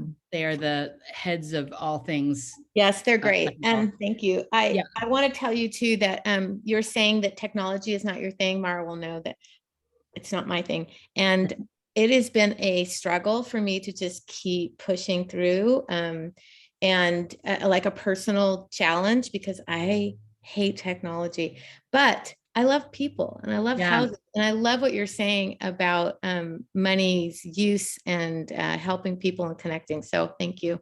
Well, yeah, and thank you. And I think that, I'm really only using technology through texting and calling and Facebook. That is the extent of what I do, right? So now, I mean, we do have, we have a personalized website for each listing that we do, but my husband does that. But I mean, what I'm doing is really just those things. I'm definitely like a belly to belly kind of girl. I just am. Now, I understand that like the generation that's younger, I'm 45 years old, right? The generation that's younger than me, or, people in their late 20s, 30s, or in real estate, this stuff is very like sort of common sense to them, like they just pick it up really quickly because they sort of grew up with it, and I kind of didn't. But I think that that's okay. Like, I actually don't think that there's anything wrong with that. Like, I'm a paper pen kind of girl. And as long as you know how to do Zoom and Facebook and pick up a phone, you're okay. I promise. There's really not much more that you need to know. And if you do need to know something that you're not able to get, really, Jet and Morgan are seriously good resources. They are. Thank you. Yeah. I did have a question, just kind of, when I'm down in Eugene, what would be your recommendation for trying to find a BNI, or like, how did you go about that? Like, did you use Meetup? Because when I first like got licensed, I looked through Meetup because I was like, oh, this would be like a really, there's got to be like at least a place for me to meet other people in the industry, like easily. There's no young like women, like, nope, not a thing. Oh my gosh. Eugene is part of PMAR, aren't you? Are you guys part of PMAR? I don't know what PMAR is. It's like Portland Metro Association of Realtors. They have it down there too. There's actually like a young professionals network for most of the most of the associations there are. Yeah, I forgot about Meetup. So two different things. So with the BNI thing, you can actually go onto a BNI page. I think it's just bni.org or something. And you can find where all the different meetings are. And what I would recommend is you can go as a guest and you don't pay anything, choose a meeting that you want to sit in on, and just see how the meeting goes. So mine is totally online because we decided that we only wanted to do online. We do meetups sometimes in person as well, but we do all of our meetings online. Some of them are in person, but you can just choose wherever, like there's each area has one, and I would sit in on it for sure to begin with to see how you like it. BNI is very structured. It's very structured. Like, it's not just like chit chat. As I said, it's very intentional business with presentations and all of that. But I think it's also a great opportunity to get to know other businesses very deeply, like understand their businesses very deeply. So you go to the BNI website, you can choose a meeting to sit in on. And then from there, you can actually talk to a director and ask, is there there's definitely a BNI in Eugene, but, it doesn't mean that there's not one 10 miles away. So sit in on one, see if you like it. You can talk to a director about using doing your own, or you can also ask them if there are any openings anywhere else as well. But the other thing that I wanted to mention is, if you have an interest, and actually, I don't know if any of you have heard of Jason Abrams. I don't know what his title is now, but he's a really interesting agent within Keller Williams. He's now in KW International and sort of the leadership position, but he came to Portland and he told this really interesting story. And he's a coach, and one of his, he's from Detroit, and the guy has a mouth like a truck driver, but he's like so relatable. So you just like have to love him anyway. He had a coaching client down in like Mississippi or something who'd been an agent for like a million years. And she told Jason that she really wanted to get out of the business because she just didn't really like how there was so little connection with people. And so he said, well, do me a favor, don't quit the business until we've had a chance to have a conversation and I come down to see you. So he flew down to see her and he said, why don't you tell me what are the things that you like to do? Nothing to do with work, no real estate. What do you like to do, like for hobbies? One of them was tennis. Another one was shopping, which I'm like, that's a hobby, but okay, sure. And then there was something else. I can't remember what the other thing was, but for the first thing, he said, this is what you do. Put out on social media or just put the call out, however you do this, is to ask your friends, who do you know that loves to play tennis? Not the friends, but the friends of friends. Like me, I grew up in New York City and I went to a performing arts school. So I love to go to theater. That's my thing. Love going to theater. So for me, it would be not asking my friends, hey, do you want to go to the theater? Because my friends already know me. I'm trying to meet new people. So I asked them, as who of your friends do you know that loves theater? And so what happens is, and this is what happened with this client down in Mississippi or wherever it was she asked to find this group of people, of women that like to play tennis. And so what they did is they formed this group of women that like to play tennis, and they weren't talking about real estate. They were just becoming friends and getting to know each other. And then inevitably, as things do, they talk about real estate because like people ask about each other's families and hobbies and jobs and all that sort of stuff. And it felt very natural and very organic. And then that group grew. And then she had this other group of ladies. She was an older lady and they liked to go shopping at the mall, like for their grandkids or whatever. So again, it wasn't her friends, it was her friends of friends. And this group grew to be something like 30 or 40 women who every week would go buy a little something at the mall, grab a drink and sit down and chit chat, right? This group became her clientele. Right? Because they got to know her outside of like the professional real estate world. It really is just about connecting with people who can share similar interests to you in business or like in personal life. And so when we're talking about BNI, yes, BNI is a great way to do it. But in the meantime, if you can't find a BNI that has a real estate position open, or you're not really ready yet to build your own BNI, because that's a whole separate sort of process, believe me. But really what you just need to do is get out there and start connecting with people who like the same stuff as you do. Seriously. Like I really think that we make it harder than it has to be. I do. In open houses is intentional business for sure, but there's so many other ways of just expanding your sphere. There's so many other ways of just having people get to know you. And then of course you're the one that they're going to trust with all of this stuff because you're talking to them as you get to know them about the real estate part of it. And like they already like you. So you're already top of mind. They're seeing you every week. Of course you're top of mind, right? Does that make sense? You can say this too. You can shake no, no, or you can shake yes, yes. Either which way. Does that answer your question? Yes, it does. It doesn't mean that it's any easier because it is difficult. I'm 28, I'm not married, and I don't have kids. That kind of limits your group of friends because everybody's married. I don't think so. I mean, I think it has to do with your interests, right? Like, so there's someone that I know who's at KW Sunset Corridor. Her name is Kari. She's super sweet. And I noticed, and she took this class ages ago, and I noticed that she put out the word on her social media page, just her social media page that says like, hey, I'm looking for like women who like to run. And I was like, that's so brilliant. I mean, it's not me, but like, it's so brilliant, right? Because that's her hobby. That's her passion. That's what she loves to do. So she meets every week with women in different parts of the community at different parks and different running trails. And they go for a run. It's so awesome. Seriously, like it doesn't have to be like, that's just where I am in my life.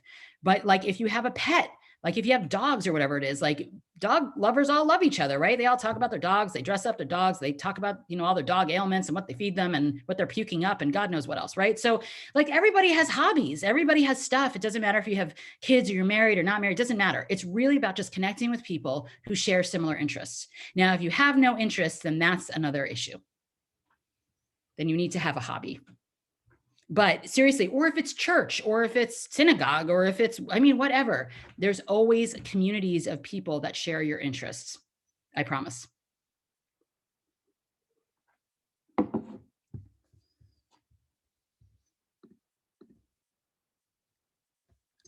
So are we gonna go into the part where you tell us how to get hobbies now? Well, no. No, I don't have very many hobbies, so I'm not anymore. So I'm not really the person who can tell you about hobbies. But really, like I do think that the way to grow your database is really just the know, like, and trust. I know it's super cheesy, but it is really the truth. How many of you are doing scripts practice? Okay, I see Daisy. I'm going to go through the whole list. Okay, so Deanna, I'm doing. Daisy. Okay, good. You guys should be doing scripts practice. And I know that people are like, scripts, but you know what scripts are? They're really just a way for you to feel confident when you're talking to people. It doesn't mean you have to use every word verbatim. You can put your own spin on it. It just means that you feel confident without worrying when you're talking to people. That's all a script is. It just gives you that foundation so that you can feel not so nervous. That's it. You guys should be going to scripts. It will help. Seriously. And you should have a script partner that you can run this stuff through and do, just back and forth with, so that they can give you some hard balls, right? Because I think in general, a lot of newer agents are just so afraid. They're so afraid to talk to people because they're afraid they don't know everything, and they're afraid that people are going to ask a question and they're going to be like, oh, how long have you been doing real estate? How many have you sold? Can I tell you the honest truth is, like, I think I've been asked that like twice ever. If you come across as confident and you really do your homework beforehand, nobody asks you that question. Seriously, they don't care. They don't. You just have to know what you have to feel confident, and you got to do the work. You got to take the classes. You'll feel more comfortable. I still take classes all the time, because I like them, but also because, like, it's important to know what's going on with market trends. It's important to know your contracts. It's important to know those things, but it's not important that you know everything. I don't know everything. I don't know one agent that knows everything. You just got to get out there. And if you don't know, then say that you don't know and that you're going to find out, because you've got a whole market center of people that have all of that experience and that are happy to answer your questions. Seriously, and a whole network, because I'm part of your network too. Go Team Suarez. Right. So, and by the way, my gosh, are you guys watching when he does the state of the market, the industry things that he does like once a month? Do you watch that? You guys, if you don't watch anything else, watch when Chris Suarez does those, because what he's talking about is the state of the industry and the state of the market from a national and then a very local standpoint. And they actually go through all of your market centers. Like, here's what's going in Eugene, Springfield. Here's what's going in Southern Oregon. Here's what's going on in Salem, right? Here's what's going on in Portland Metro. And they'll talk about like what the trends are and what we're seeing month over month and year over year. This is the stuff that you can go to your clients with. Did I miss how you find that, or when it your happens? market center should be giving you you should have a calendar, right? Do you have like a calendar of events? Mm-hmm. Yeah, so I would that's where it is. It'll be on your, because he does it every month. Put it on your calendar events. Go to those the Zoom masterminds when you can for that, like for kind of the newer agents. They're so good, you guys, because really these are really the top people in the industry who are talking to you about what's going on in this industry and what's going on boots on the ground. So masterminds that we have through the network, and then whenever Chris does his state of the industry, yeah. And just ask your market center administrator if you don't have it. What was that, Daisy? I was going to say, it's funny because you go to something like that, and after listening to Chris, you walk out and you're like, I can do this. I could totally do this. Like, I get so jazzed. And then, as days go on and I haven't really done anything, I'm like, oh, maybe I can't do it. And then you watch another inspirational thing, and all of a sudden you're like, oh, this is so easy. I could totally do it. He's very inspirational. And I think that is more true than that. Well, and I think that what that information does, it just makes you feel more confident moving forward. And I think the reason we do get discouraged is because we lose the confidence part, right? But this is why you got to put in the work. I mean, Daisy, you still selling mattresses? Is that what you're doing still? Yeah. So, I mean, like, it's 3 hours a day. Like, that's the way that you keep up the motivation, right? Like, real estate is so fun, you guys. Like, before this, like, before I was a teacher, I told you, and then after we had a family business where we sold pet supplies and holistic food, and we did consultations and all of that. I loved it, still love it, still talk to people about the texture of their cat's poop all the time in a really weird, inappropriate way. But the truth is, like, this is such a fun industry. It really is. Like, when you talk to people about like why we are where we are with the industry, like, why is the market the way that it is? Like, are we in a bubble? Are prices going down? Like, there are reasons why things are the way that they are. It's fascinating stuff, you guys. And the thing is that the public doesn't know. They don't know. And so you will have buyers that are nervous because they don't understand. Prices are never going to be lower than they are right now. Never, never, ever. Appreciation is going to settle down a little bit, but prices are not going to go down, because as long as you have low supply, you are never going to have prices that go low. And you're not going to have this like sudden onslaught of supply, because we are so low in supply that in order to become a balanced market, you need 5 months more of inventory. Even if every single landlord on the planet sold their house, we wouldn't have enough to give us the shortfall that we're in right now and have been for many years. Right. So like, this is what Chris talks about. This is what we talk about in masterminds. Like, it really is like we're all in this together. And it's such a weird industry, right? Because like technically we're sort of in competition with each other, but we're also cooperative, because we also have to, right? One side's a seller, one side's a buyer. And also we teach classes to each other.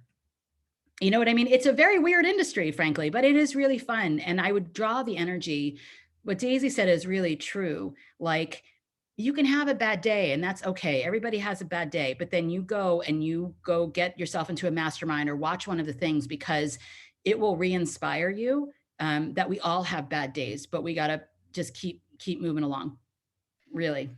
Aubrey, I'm going to leave this class and be super excited again. Do it, Daisy. You're very inspirational. I'm like, yeah, let's do it. I'm ready. You know what was Aubrey, inspirational to me? You're flying. That's inspirational to me. That was awesome. I can't wait to go back. Dude, Daisy's a pilot, for crying out loud. I mean, like, that's amazing. I'm friends with Daisy on Facebook, and that's how I found out, because she took my class a couple of months ago, and now I follow on all of her shenanigans. I mean, I love it though, right? But I mean, seriously, like, Daisy, like, how great would it be for you to connect with other women pilots? Or just, you know what I mean? Like, those are your people. That's your passion. That's your people, right? Doesn't matter like what else you got going on in your life, right? Like, everybody's got something that they love. That's who you connect with. So you mentioned it's never going down. Prices are never going to be lower. Mm-hmm. Would you actually say that to a client? Because I just from watching, you know, I'm even older than you, and things don't always line up the way all the experts say, and so. It does when it's basic. Years, we have years of inventory, or need for years of inventory. It's a really strong seller's market, blah, blah, blah. But there's reasons why things are the way that they are. You know who I would listen to is, and write this down, you guys, because he's like the smartest dude I know. His name is Lawrence Yun, Y-U-N. He is the chief economist for the National Association of Realtors, the NAR. Mm-hmm. Man alive, this guy, even when COVID started, did he nail it? Every single piece of it. Listen to Gary Keller and Jay Papasan and talk about where things are and where they're going. Because the thing is that this thing about a seller's market is it has everything to do with supply and demand. Everything. This is not like 2005, 2006 market where the sort of the bottom dropped out, because part of that issue is that we had an abundance of supply. We do not have that.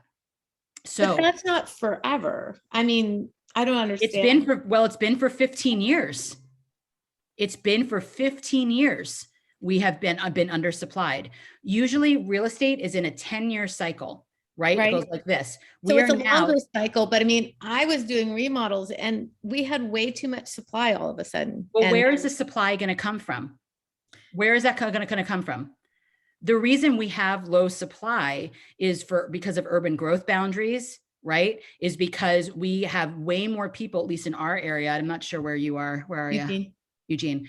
Well, I mean, Eugene too, right? Because it's a college town, but we have way more people moving into the area that we're near Intel and Nike and Adidas and Columbia Sportswear, right? That's an area that my area here, even when 2005, 2006 happened, we still did not have any drop in house prices, because it has to do with your, first of all, your job market as well as your supply. And so house supply doesn't just pop up. We literally are out of land. It doesn't pop up. These are long cyclical events and they happen over long periods of time, but long is still a relative term and it's not never. It's not. Well, right. never. But the thing is that our price is going to be lower. I'm not saying that they're going to appreciate at 17 or 20%, because that is not sustainable. We are usually historically, it's that they come back and then hit the previous low and go higher, right? But they do drop for a while. Not the prices, just the appreciation. We have not seen a price drop in over 15 years in our area, not even close. And until the supply comes up to a more normal level, then you're not going to have prices go down. And the only thing that could change that is if that combination of supply and demand changes. So if your demand goes down because your interest rates go much higher, like 7-8% higher, and you also have a supply that is significantly more than what it is right now to balance it out, that is the only way that would happen. That is the only way. So Absolutely. if people are It's looking, supply and demand. it is supply and demand. And if you look at when people are like, well, I'm going to wait a year. So last year at this time, the house that was $500,000 is now $600,000. Right. Literally $600,000. It is $100,000 more than it was at this time last year. Right now, we're 17.5% in Portland Metro, higher than we were at this time last year. So, and in the last, even for those of my buyers, for example, that were like, I haven't found a place, whatever it is, they're kind of fussy, picky, whatever it is. If they were looking 6 months ago, those houses on average are 8% higher than they were at this time 6 months ago. So what happens is now is that what their money can buy is just so much lower. And the thing is that even let's just say prices do come down. Let's just say you're right. Let's just say the house that's 400 is. I'm not saying they're going down. I'm just saying I wouldn't say never. Lauren, work with me here. Okay. Let's just say the prices go down. Let's say they go down $50,000, right? Your house is 400,000, now it's 350. But Okay. one of the reasons that happens is because the interest rate has gone up, right? Because the demand has lessened. So if your interest rate has gone from, let's just say 3%, because I don't know what it is, but let's just say, because it's easy, and now it's 5%, which is kind of more normal. Your monthly payment is so much more now with that interest rate changing, even if the price is $50,000 lower, even if it is. So, right, because if that house is 350 and it was 400, your interest rate is 2% higher, your monthly payment is much higher too. So in the end, my point is that even if you don't want to say the house prices are never going to come down, let's just say that one thing we know for sure is you're never going to pay less. You're never going to pay less than that. To borrow that we know. So Lawrence Yun and Gary Keller and Jay Papasan. So everybody knows who Gary Keller is. Jay Papasan has frequent conversations with him, and they're really, really fascinating stuff. And they don't just talk about the American market. They're talking about the Canadian market too, which actually there is some sort of cohesive effect between both of them. It's really, really interesting stuff. And it helps frame out those conversations so that people understand that, like, you know what, it doesn't mean that it's the right time for people to buy. It doesn't. People's situations are different. Their personal lives are different, whatever it is. But if people are waiting because they think that the market is going to bottom out, there is not one economic arrow that points in that direction, not before COVID and certainly not now. Definitely not now. I mean, things have slowed down a tad for sure over the fall. They have, but that's kind of normal and seasonal. And I think what's going to happen is that next year, when the interest rates go up, because they are predicted to go up next year, you are definitely going to see things kind of settle a little bit, which is good because, like, who the heck wants like 15 to 20% appreciation? I mean, it's great for sellers, right? It's great if you want to refi, but it's not sustainable. Like, and it's not, yeah, it's rough. The buyer's market is rough. The renter's market is rough. It's just, yeah, even more reason that we have to be really on the ball with what's going on out there for sure. Good question though. Passionate about my numbers for sure. What else you got? We've got, I'm going to let you guys go, I think at around 3, unless we have kind of more questions. Because kind of the point of this is is definitely to show you how I built my business and the types of different leads of lead generation. But this is supposed to be kind of real world stuff, like boots on the ground stuff. So feel free to ask me whatever you got. You may have answered this when I was with a customer, but how often do you run those home buyer seminars? Once a month. So Once a I month. have it on Thursday, and then, I just schedule it with my lender and my insurance guy, but it's usually right around the middle of the month, unless there's like a holiday or something. And it's always on a Thursday in the evening between 6 and 8. I used to do them on Saturdays when they were in person. Do you post those somewhere? So if we want to attend, we can. Yeah, they're actually on my Martin Family Real Estate group. So Okay. feel free to check out the Facebook page. And then, we often have people, other agents sort of auditing and kind of seeing how it goes. But those are really fun classes. They are, and I think they answer most people's questions so that they at least have a pretty good idea of how things are supposed to go, for sure. I have a question that's not on this topic though. Yeah. So on Facebook, this may be a Morgan question, but on Facebook, like I have my profile and I have my own business page, right? So it's like they're linked. Sure. Can I do the same thing on Instagram? Because I have a personal Instagram. Can I, or do I have to make like a whole separate account for it? Can someone else answer that? I have no idea. Anybody? I know that my Facebook, I know when I do an ad for Facebook, we can also connect it with Instagram, but I don't know if personal and business Instagrams. Does anybody know that? I thought at first that I had to have a business Instagram, so I tried that, but I couldn't like do anything with it. If I posted a reel, I couldn't have any songs because it was, it was like ridiculous. So I just kept with a personal Instagram, and I just don't post anything. I just watch what I post on there. But I don't think that you can do it. I can't have a personal Instagram and then like also a business Instagram with the same. I don't think so. No, I think you have to have like a whole nother one. But I don't know. That's what I did though too, is I made a whole separate Instagram account. Like they're still like linked together, so I can like jump between the two, but they are still separate accounts, so nothing gets like mixed between them. I was just wondering because I can link my business page on Facebook to my Instagram, but I don't know if I made a whole new Instagram if I can link it because I like signed into Instagram with Facebook, so I don't know how. I could just post them like individually. It's just easier to post it one time and have it go to two places than have to do it twice. But I feel like, well, actually, hang on, let me think about that. No. I feel like when I post to Instagram, it's Instagram business and Facebook together, like my business and business Facebook and Instagram together, but not personal. I don't think that's connected. Do you have a personal Instagram? I do. So how do you do it? We just do it separately as far as I know, like, except that my Instagram and my Facebook are connected. So that, like the business parts of it. So when I post on Facebook, it asks me if I also, like when I take a photo, it asks me if I want to go to Facebook and Instagram. And so I hit yes, and it shows up on both.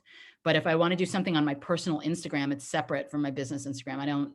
For me, it doesn't, unless I don't know how to connect it properly, but it's not, I have to do them separately. I wonder if I just make a separate Instagram, if I can connect my Facebook to that Instagram instead of my other one. I'll try that. Right. Yeah, that you probably can do, because that's what we're doing. Definitely a Jet Morgan, somebody much smarter than or I Google. I found it on Google. I think you can do what you're trying to do. Okay. Thank you. That's so above my skill set and pay grade. Okay. So for those of you who've been mysteriously quiet, I'm assuming it's not because you find the subject so boring, but because you're thinking of riveting questions to ask. I just got on board last week, so I'm just taking it all in. Like yeah, it's a lot. What do they call it? Yeah. Drinking from the hose. Yeah, I've heard that 3 times now. Yeah, it's not surprising. This is you're going to get a lot of nuts and bolts stuff from Ignite, right? Like, and contracts. Gosh, know your contracts. Those are so fun. But like this part of it is more experiential, right? And so you guys can ask anything about whatever, you know, because building your business is really about building your business from all aspects. So even if it's not about the lead generation part or how to sustain that, you can ask. Okay, I have a question. My daughter is buying a house, so obviously I'm helping them. So first time buyers. Yeah. But it's hard to find a house in the Oak Grove area, Milwaukee area. Milwaukee, sure. So Yeah. for first time buyers, obviously. They did find something that they love, but the only thing is it has foundation issues. So, and I know that most realtors would say, stay away from that, you know, and I'm like, when you say foundation issues, like, what do we mean? Like, so they had it for sale and then someone put in an offer and then they did an inspection and they decided no, the people that own the house don't want to do anything to repair that. So they put it down really low, which is great. But I'm trying to find out a way for them to get it with either rehab or something. We're just looking into all options. Bonus, so the issue is going to be appraisal, right? Because if you have foundational issues, it's going to be an appraisal. So if you're looking at a rehab loan, that's kind of different. Those are totally different loans, and they have to be able to qualify for a rehab loan completely. But yeah, I mean, if they have foundation issues when they relisted it, did they relist it with what kind of terms, like conventional? Because it can't be FHA, probably can't even really be conventional. If there's foundation issues that are like, there's a crack, but it hasn't moved in 50 years and like, no big deal. If it's a foundation issue, like it's sliding off the foundation or there's like big old like cracks, I mean, like that are not just from settling, you probably won't, it won't qualify for a loan. Yeah, I think it's, what they've sent me, information is not like that kind of stuff. It's more like it's an old house, 1920s. Mm-hmm. So it's just over the years, people have fixed parts and, you know, Frankenstein. Yeah. So it's kind of a mix and match of different foundation. So it's interesting, but when you get to the point of someone that really wants something and you're like, okay, well, I'm trying to help you, but I'm not quite sure as I'm new. So I've been reaching out to different lenders about how can we do this? And if you have any ideas of a good lender that could even, you know, or that knows a little bit about issues like that. I mean, I think so the first thing I would just talk to the listing agent and find out, because you have the inspection report at this point. I have part of it. She only sent me over like a couple pages. Okay. And was it about the foundation? Yes. Yeah. Okay. So one of the first things I would do is, if you haven't done it already, is to talk to a foundation specialist or a structural engineer. There's a gal I know who's a structural engineer who's awesome, and ask them to review it to see like how big of a deal it actually is. Forget about the loan or no loan. We have to make sure that it's structurally sound first. And if they're like, yeah, it's probably fine, then the next part of it is the lender. Now, not all appraisers are going to call out foundational stuff if it's not something that they consider to be a health and safety issue. Okay. If it is a health and safety issue and it gets called out, the lender is not going to, right? If it's conventional loan or FHA or whatever, they're not going to loan on it. And at that point, then it really means that that seller, whether they want to do the work or not, is not going to be able to sell to anybody that has any kind of loan, except if it's a rehab loan or cash. Those are going to be their options, right? Because the foundation is one of those things that lenders won't lend on them otherwise. Right. So that being said, what the appraiser said, what the structural engineer or the foundation expert says, and then the appraiser says, those are the things that really matter. Because you've got to get through, make sure that it's safe first. And number two, you've got to find a lender. It's not even a lender, it's an appraisal issue. And remember, the appraiser is a third party. So the lender doesn't have a lot of control over what the appraiser says, right? The appraiser is the one that's calling out like, yes, this is safe, or no, it's not safe. And if they call out it's not safe, then and the seller is still, you can always renegotiate, right? You can always negotiate with the seller. But if the appraiser says we're not doing anything, we're not lending on this until you fix the foundation or you get this fixed, then what happens is then the deal falls apart and your kids get their earnest money back, right? If they won't do anything about it. But then what are they going to do? They're going to have to relist it as a cash or rehab only. Yeah. Because nobody else is going to be able to buy that house anyway. Right. Okay. So they're going to have to, I mean, my point is, unless they're willing to do that, they're going to have to fix it for somebody. If in fact an appraiser calls it out. But I would say, like, you should cross that bridge when you get to it. Do they have a conventional loan? FHA. Oh yeah, no, never going to happen. Yeah. Nope, never going to happen. FHA and VA are much more strict with that kind of stuff. Yeah. I mean, yeah, they're going to have, I mean, an FHA loan on a house that has foundational issues, I seriously, unless it's really just cosmetic stuff is, I mean, FHA cares about if you have like paint chips on the grass from scraping paint because it's an old house and it might have lead in it, right? Like they're worried if you have if you have a staircase and it in the first 3 steps don't have a railing, you know what I mean? Like, yeah, they're much more strict. If they have FHA, they have to go with a structurally sound house or a seller who's willing to fix it. Okay. Yeah. Which market center are you in? Oh, you're KWRP. Okay. Oh, cool. Awesome. Over in the Thank you. Bryan. Yeah, for sure. There are so many good agents in your office. Oh my gosh. Like, you've got Sarita Dua over there, and you've got like some seriously awesome heavy hitting agents over there. Rob Levy is terrific. Talk to him about this stuff. They'll be able to walk you through it. Hi, Aubrey, thanks. I may have missed this because I did have like a little commotion with my kids and I had to go check on them, but I'm hoping you could help me with follow-up after open houses.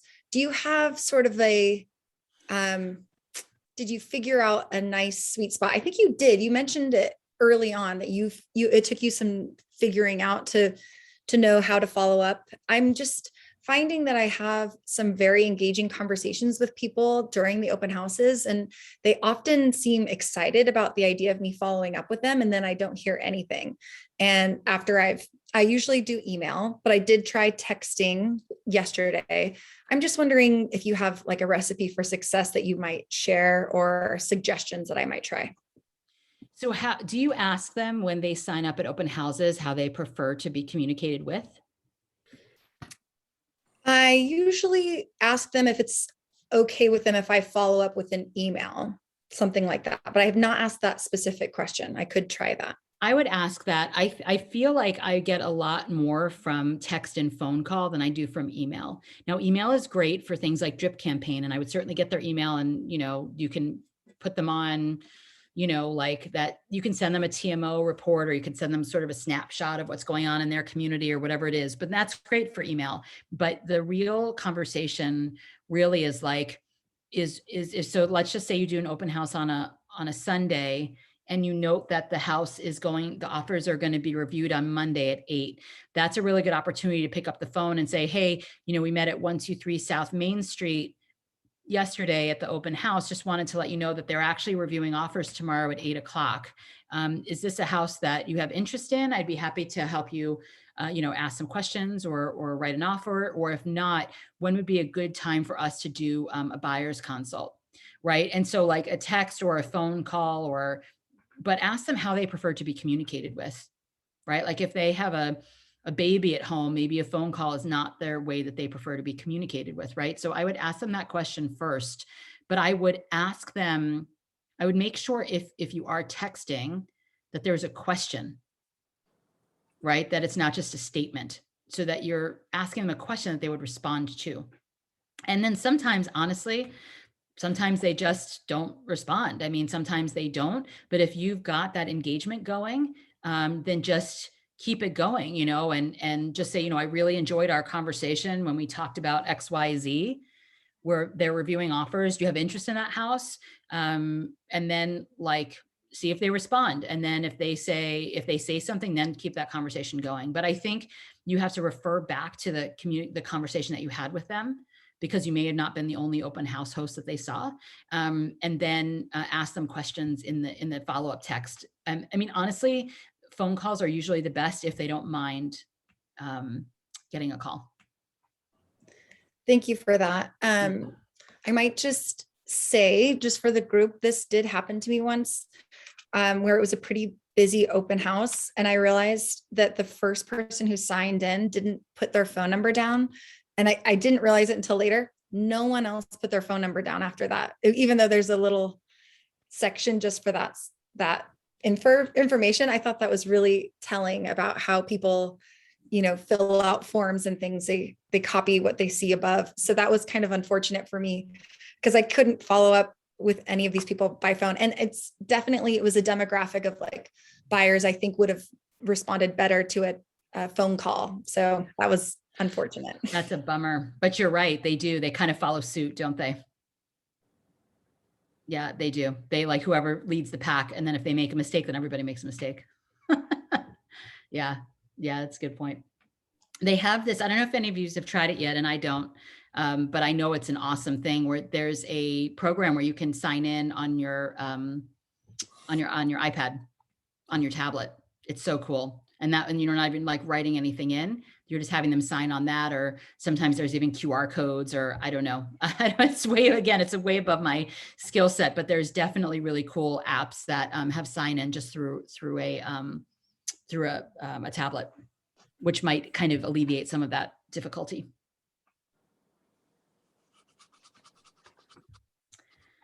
Yes, Jill, I see you. Yes. Yeah. Okay. So I have a question. So I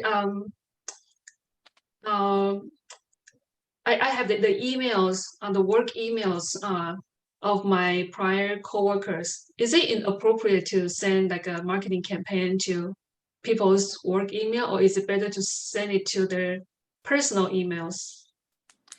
I mean, I think you have to ask them that question, right? I don't think it's necessarily inappropriate. I think I would just ask them which one they prefer. Personally, I prefer the personal email, but you just have to ask that question. But it's not, I wouldn't say it's inappropriate either way. Just ask them. Yeah. Okay, thank you. Yeah, of course. Okay, y'all. Well, it is 3:11.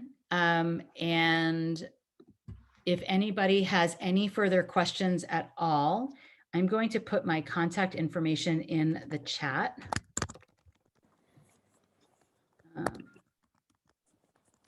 And you are welcome to reach out at any time and find me on Facebook if you like, and can send me a friend invite. You guys can check out my social media business page as well, and go to the Welcome Home page. Any of those things, because I think that, as far as the legs of lead generation are concerned, you just sort of have to find your people, and you have to find the thing that feels most comfortable to you. And once you get going, it happens fast. And so that is the last piece of advice I will leave you with, which is that get your systems in place now.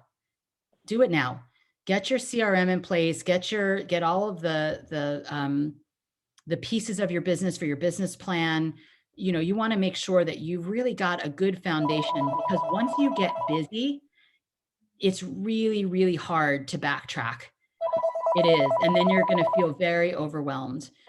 So do this stuff. Here, let me just hang on. Call you back. There you go. So do this stuff now.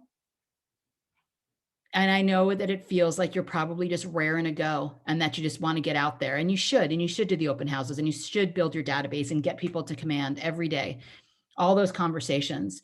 But you also want to make sure that your systems and foundation are in really good order. Because once you get busy, it's so hard to go back. It is. Are you all using Command right now? Or how many of you have you started using Command? Command is really great because you have all of your people in there. You can tag them by how you know them, if they're a buyer or a seller.